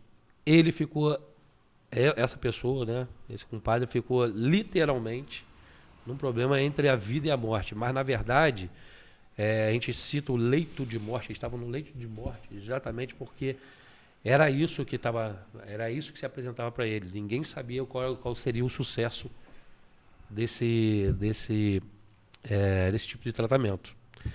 E a gente sempre foi muito ligado, então a gente teve presente ali o tempo todo, a questão em oração ali pela vida, pelo restabelecimento, sem saber muito bem, nem os médicos garantiam o sucesso do tratamento.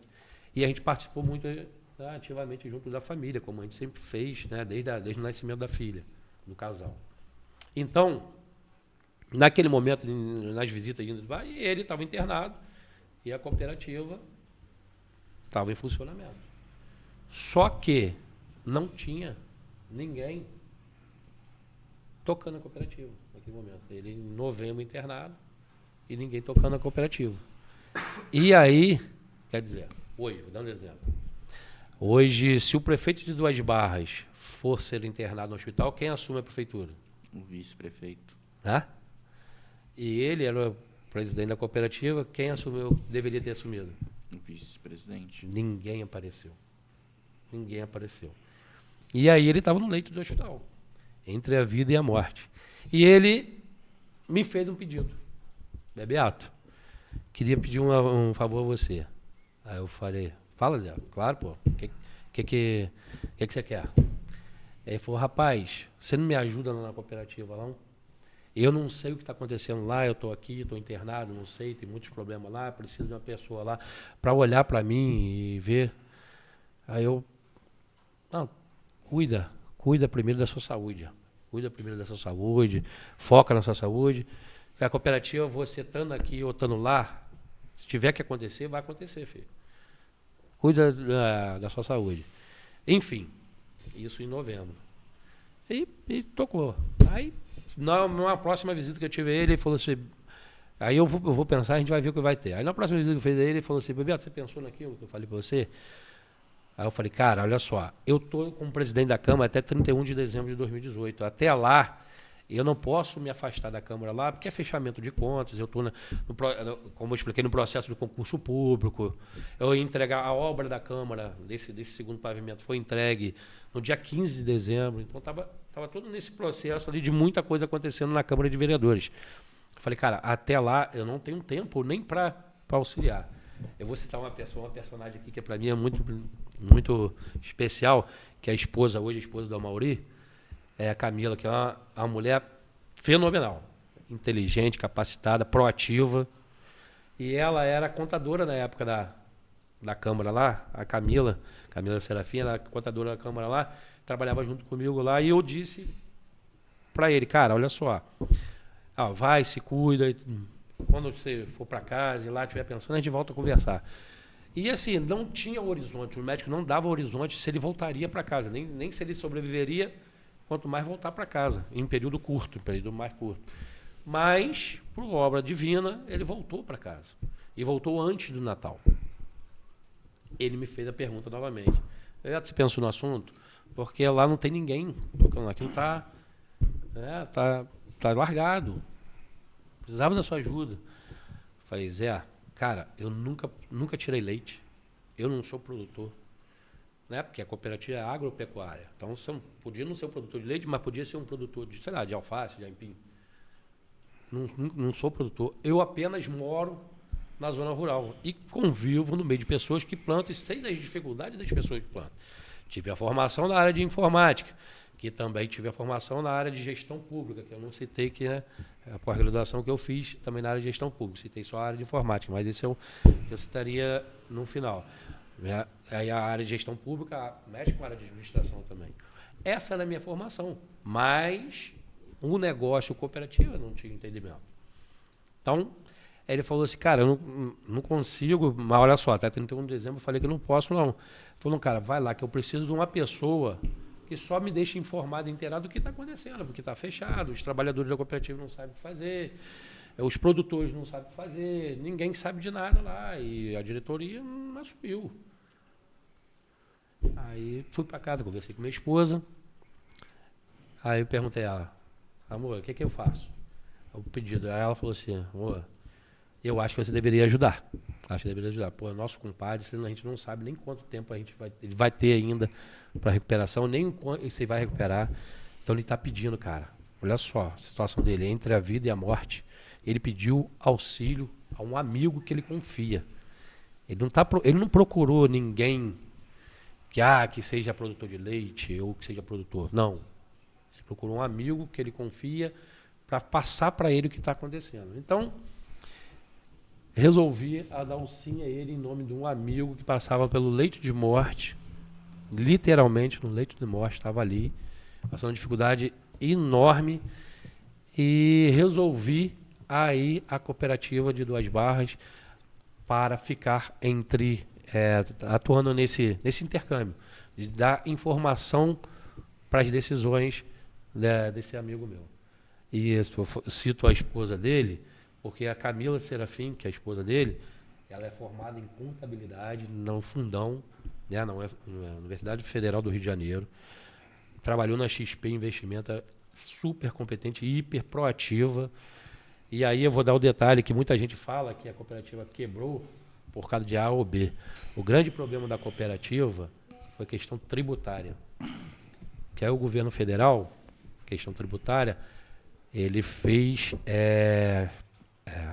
provocou o leilão da cooperativa. Aí os cooperados assustados, os donos do negócio são os cooperados. Os donos do negócio são os cooperados, que a cooperativa é isso, é uma reunião de pessoas que tem um negócio como sua principal função. Ficaram assustados e tiraram o leite todo da cooperativa. E aí, cooperativa de leite sem leite, não funciona. Então, assim, o que Bebeto tem nessa função? Apenas durante pouco mais ou pouco menos de 90 dias, estar ali na cooperativa junto com a Camila, eu cito muito a Camila, por causa daquela super competente lá para auxiliar, para dar esse período, porque o Zé Eduardo, que agora eu não queria nem falar o nome, mas eu citei, ele estava de licença de INSS, ele é o presidente, ele era contador, ele estava de licença, ele não poderia ficar lá. Então eu fiquei só um office boy de luxo, pode descer, assim, mas foi um movimento bom, assim, lógico que aí a consequência depois ele retornou, enfim. Mas foi um movimento bom que a gente pôde conversar e dialogar com todos os produtores do município de Duas Barras. Todos. Explicando que, na verdade, Bebeto não era nada. Bebeto estava ali no momento que a cooperativa com os seus representantes não estavam, a diretoria não estava. Então estava ali e explicando para ele que o negócio são de vocês. Eu não tenho que estar aqui porque eu não sou produtor de leite. O negócio é de vocês. Vocês têm que assumir a cooperativa e tocar o negócio de vocês. A minha estada na cooperativa foi isso, entre 90 dias. E assim, como naquele momento, né, estamos falando de 2018, logo depois veio a eleição, né, estava fragilizado, né, o cara estava em recuperação, por que eu vou levar mais essa carga para a pessoa, né, na figura do presidente? Então, eu resolvi deixar falar de mim, fale. Porque, assim, hoje a gente fala muito sobre fake news, né? Depois da última eleição, não, a fake news ficou em evidência. Cuidado com a fake news. Na verdade, lá atrás eu fui vítima disso, que ninguém estava interessado em saber qual era a verdade que estava por trás dos fatos. Todo mundo estava interessado que é um cara político que passou por esse período, então vamos usar o quê contra o político? Esse argumento, para, né, a desinformação, atuar na desinformação. Então, assim, eu nunca toquei no assunto, porque, como falei, existem pessoas no processo, então as pessoas têm que ser preservadas. Eu não sou nenhum juiz para julgar a causa, eu não sou nenhum cooperado para atuar e dizer quem teve responsabilidade ou não. Eu só tive apenas uma pequena passagem para, novamente falando, ajudar um compadre num leito de morte. E aí a minha pergunta, Tiago, será que você não faria o mesmo? É difícil, tem que se colocar realmente na situação. E vocês, será que não fariam o mesmo? Com certeza, né?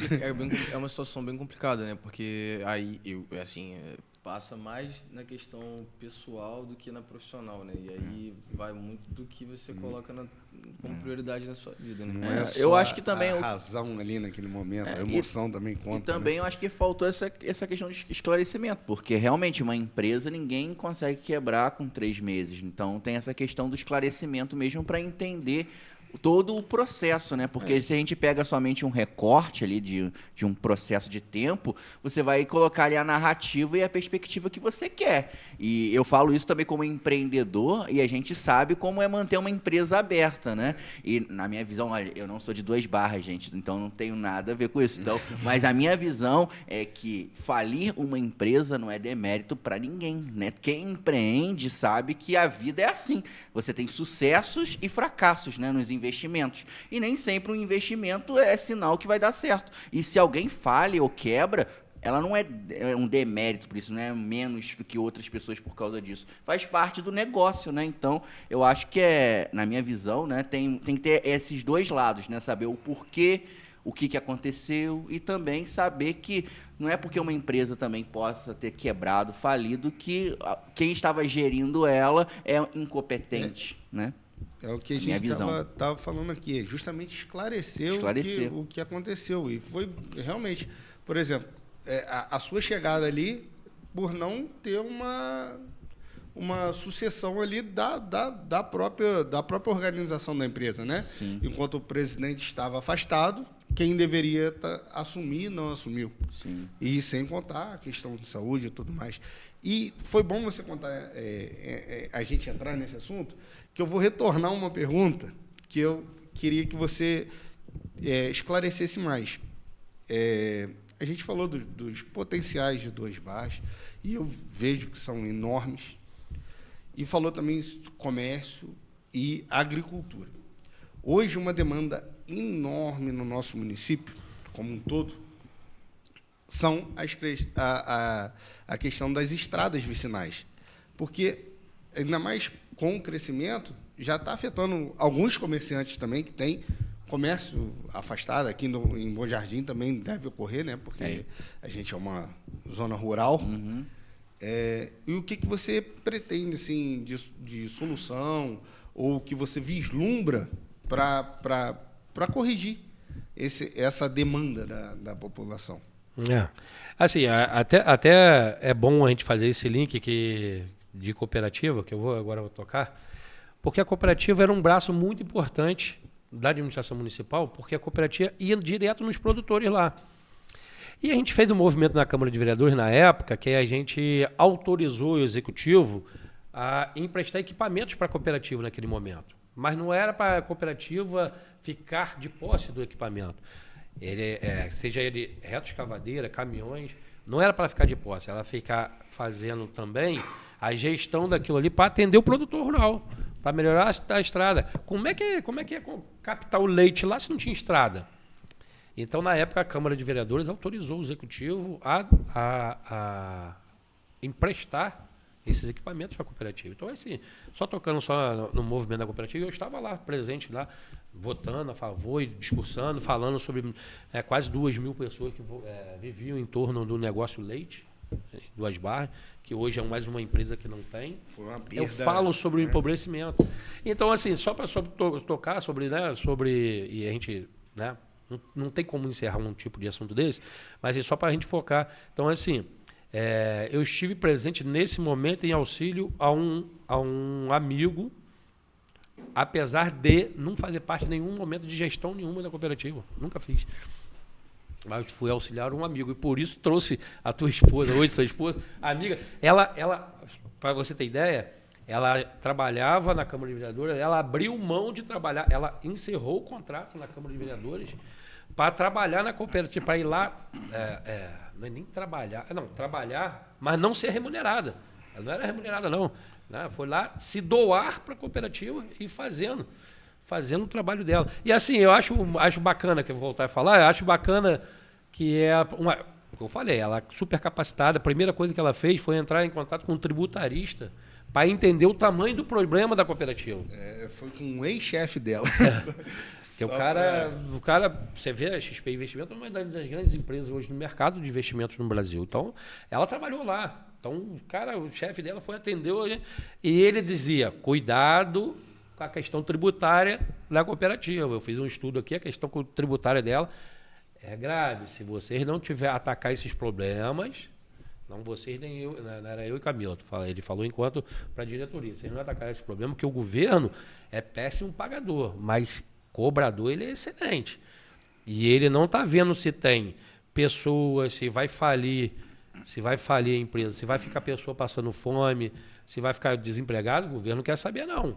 Ele vai cobrar a parte tributária que a empresa não cumpriu com a parte dela. E aí, não julgando está certo, está errado, não é esse o mérito, não, que eu acho que o governo está fazendo a parte dele também. Então, a grande questão que pesou ali na cooperativa foi isso. E a quem trouxe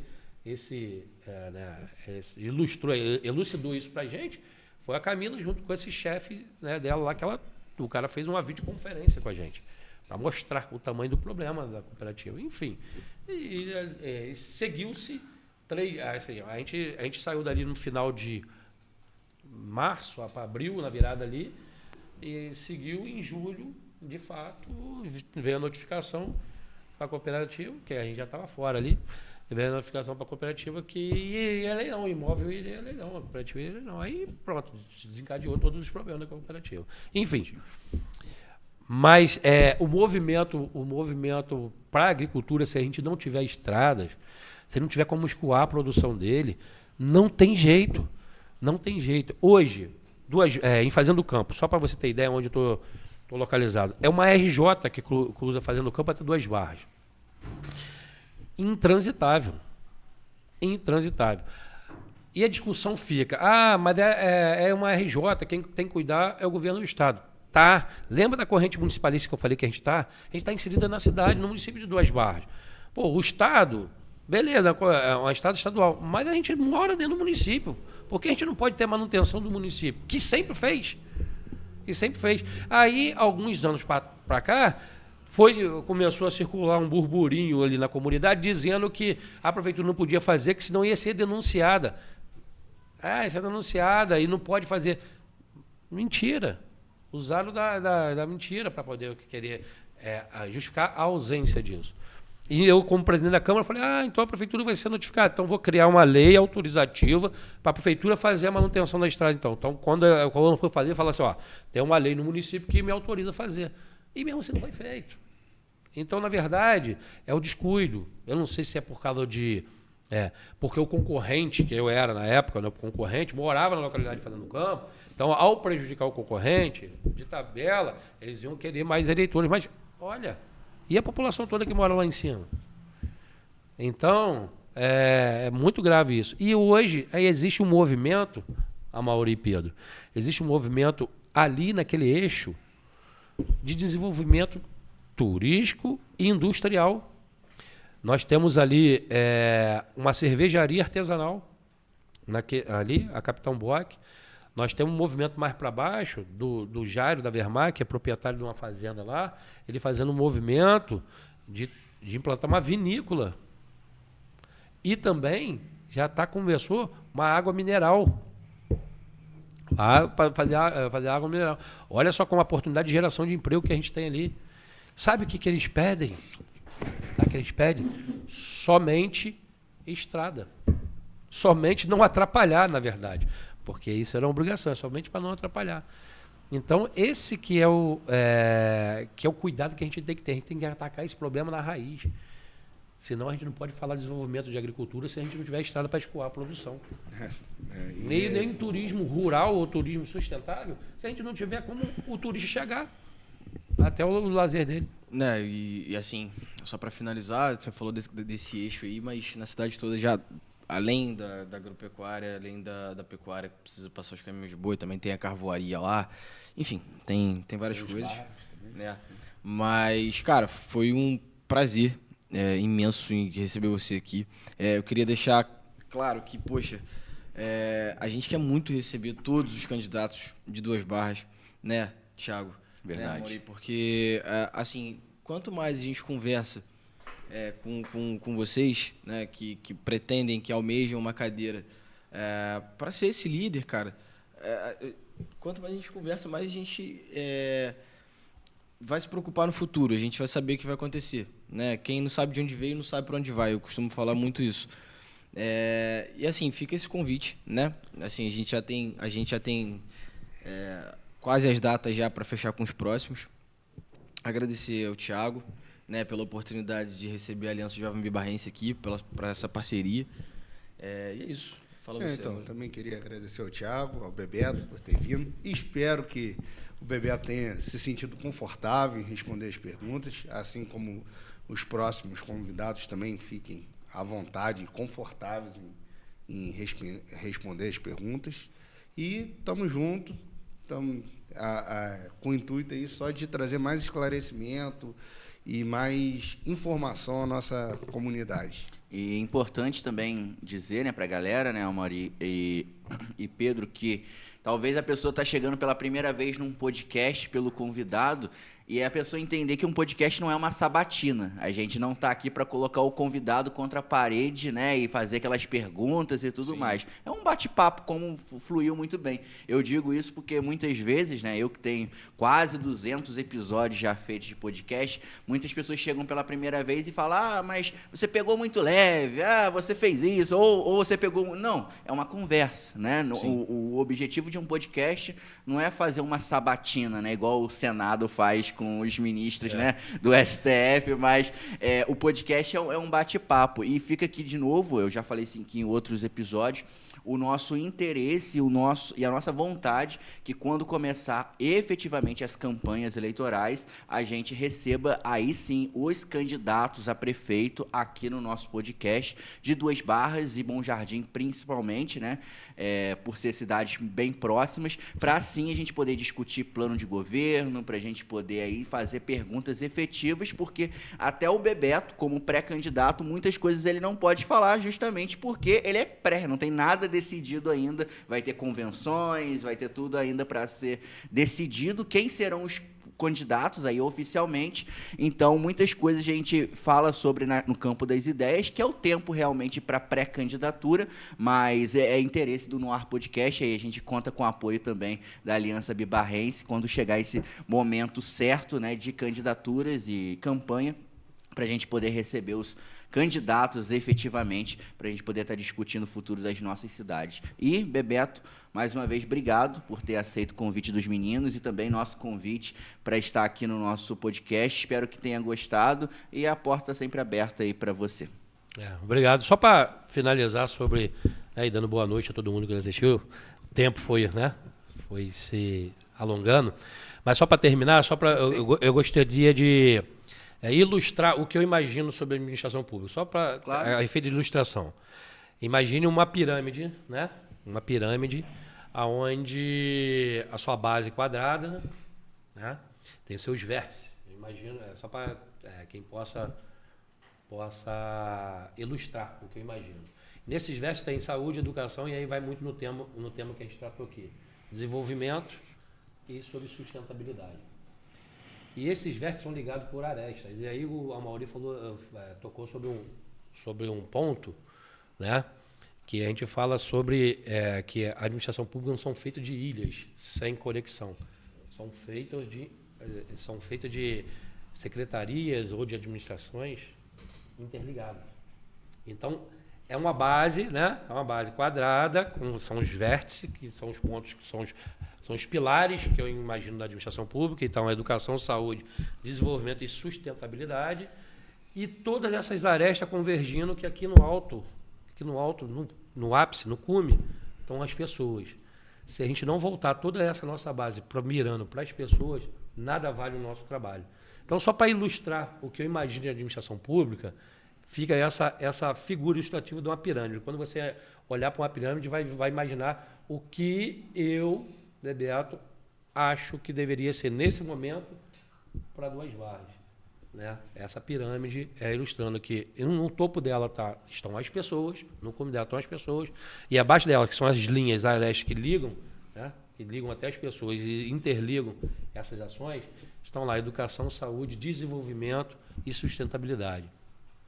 Obrigado aí pela oportunidade, obrigado por todos, vocês, Pedro, Amaury, Tiago, Thalia, que está aqui junto com a gente também, e a todos que nos assistiram aqui no Ar Podcast. Muito obrigado. E aproveitando, né, para parabenizar o serviço também da Aliança Bibarrense, Aliança Jovem Bibarrense, pelo serviço prestado à comunidade, né, e acredito que não somente a Duas Barras, mas assim como incentivo para toda a região, surjam movimentos, né, surjam alianças verdadeiramente para poder colocar essa consciência do voto, né? Antes da gente encerrar, queria voltar no momento quando a gente disse que o vereador é aquele que está mais próximo do povo e o povo vê ele todo dia, né? O prefeito e o vereador. O que eu quis dizer com isso nesse sentido é que o povo precisa ter mais participação, porque realmente existe uma distância entre o poder político e a população que muitas vezes só acontece no período eleitoral. Mas isso, eu quis dizer que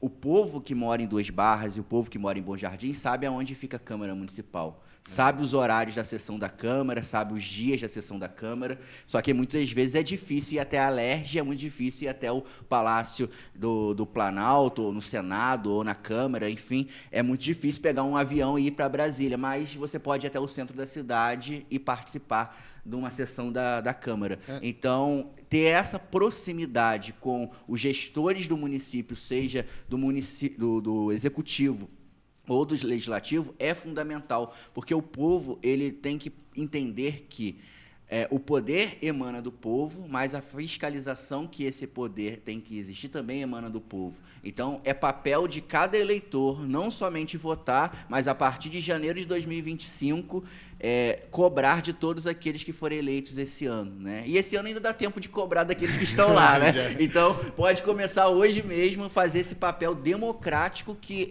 eu costumo dizer que é igual o papel do No Ar Podcast. Nós fazemos política, não é política partidária.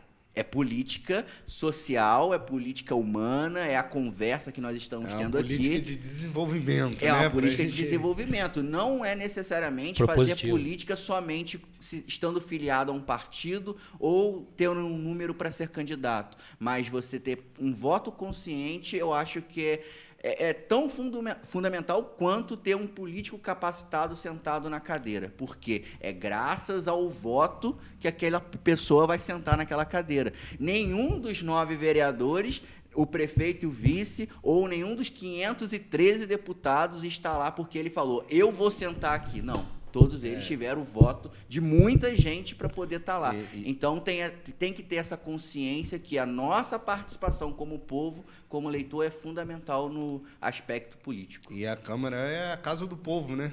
É a casa do povo. E o agora Cortella... dá até pra gente acompanhar online. Exato. E o Cortella sempre diz uma frase que eu gosto muito. Os ausentes nunca têm razão. Exato. Então, assim, é só pra gente fechar bonito. Então, cara, é isso, né? É a gente isso. fechou, pô, achei muito legal esse final, porque é o que eu penso também, né? E se a gente não fizer a parte, e se a gente não tá lá presente, é muito fácil ficar apontando e botando a culpa nos outros, né? Sendo que a culpa é nossa. Perfeito. Todos os políticos que estão lá, independentemente da esfera, eles são eleitos por nós, eles são reflexo da nossa sociedade. Então é isso, gente. Esse ano, eu falo aqui mais uma vez, pra gente finalizar, vote consciente, né? E não venda seu voto.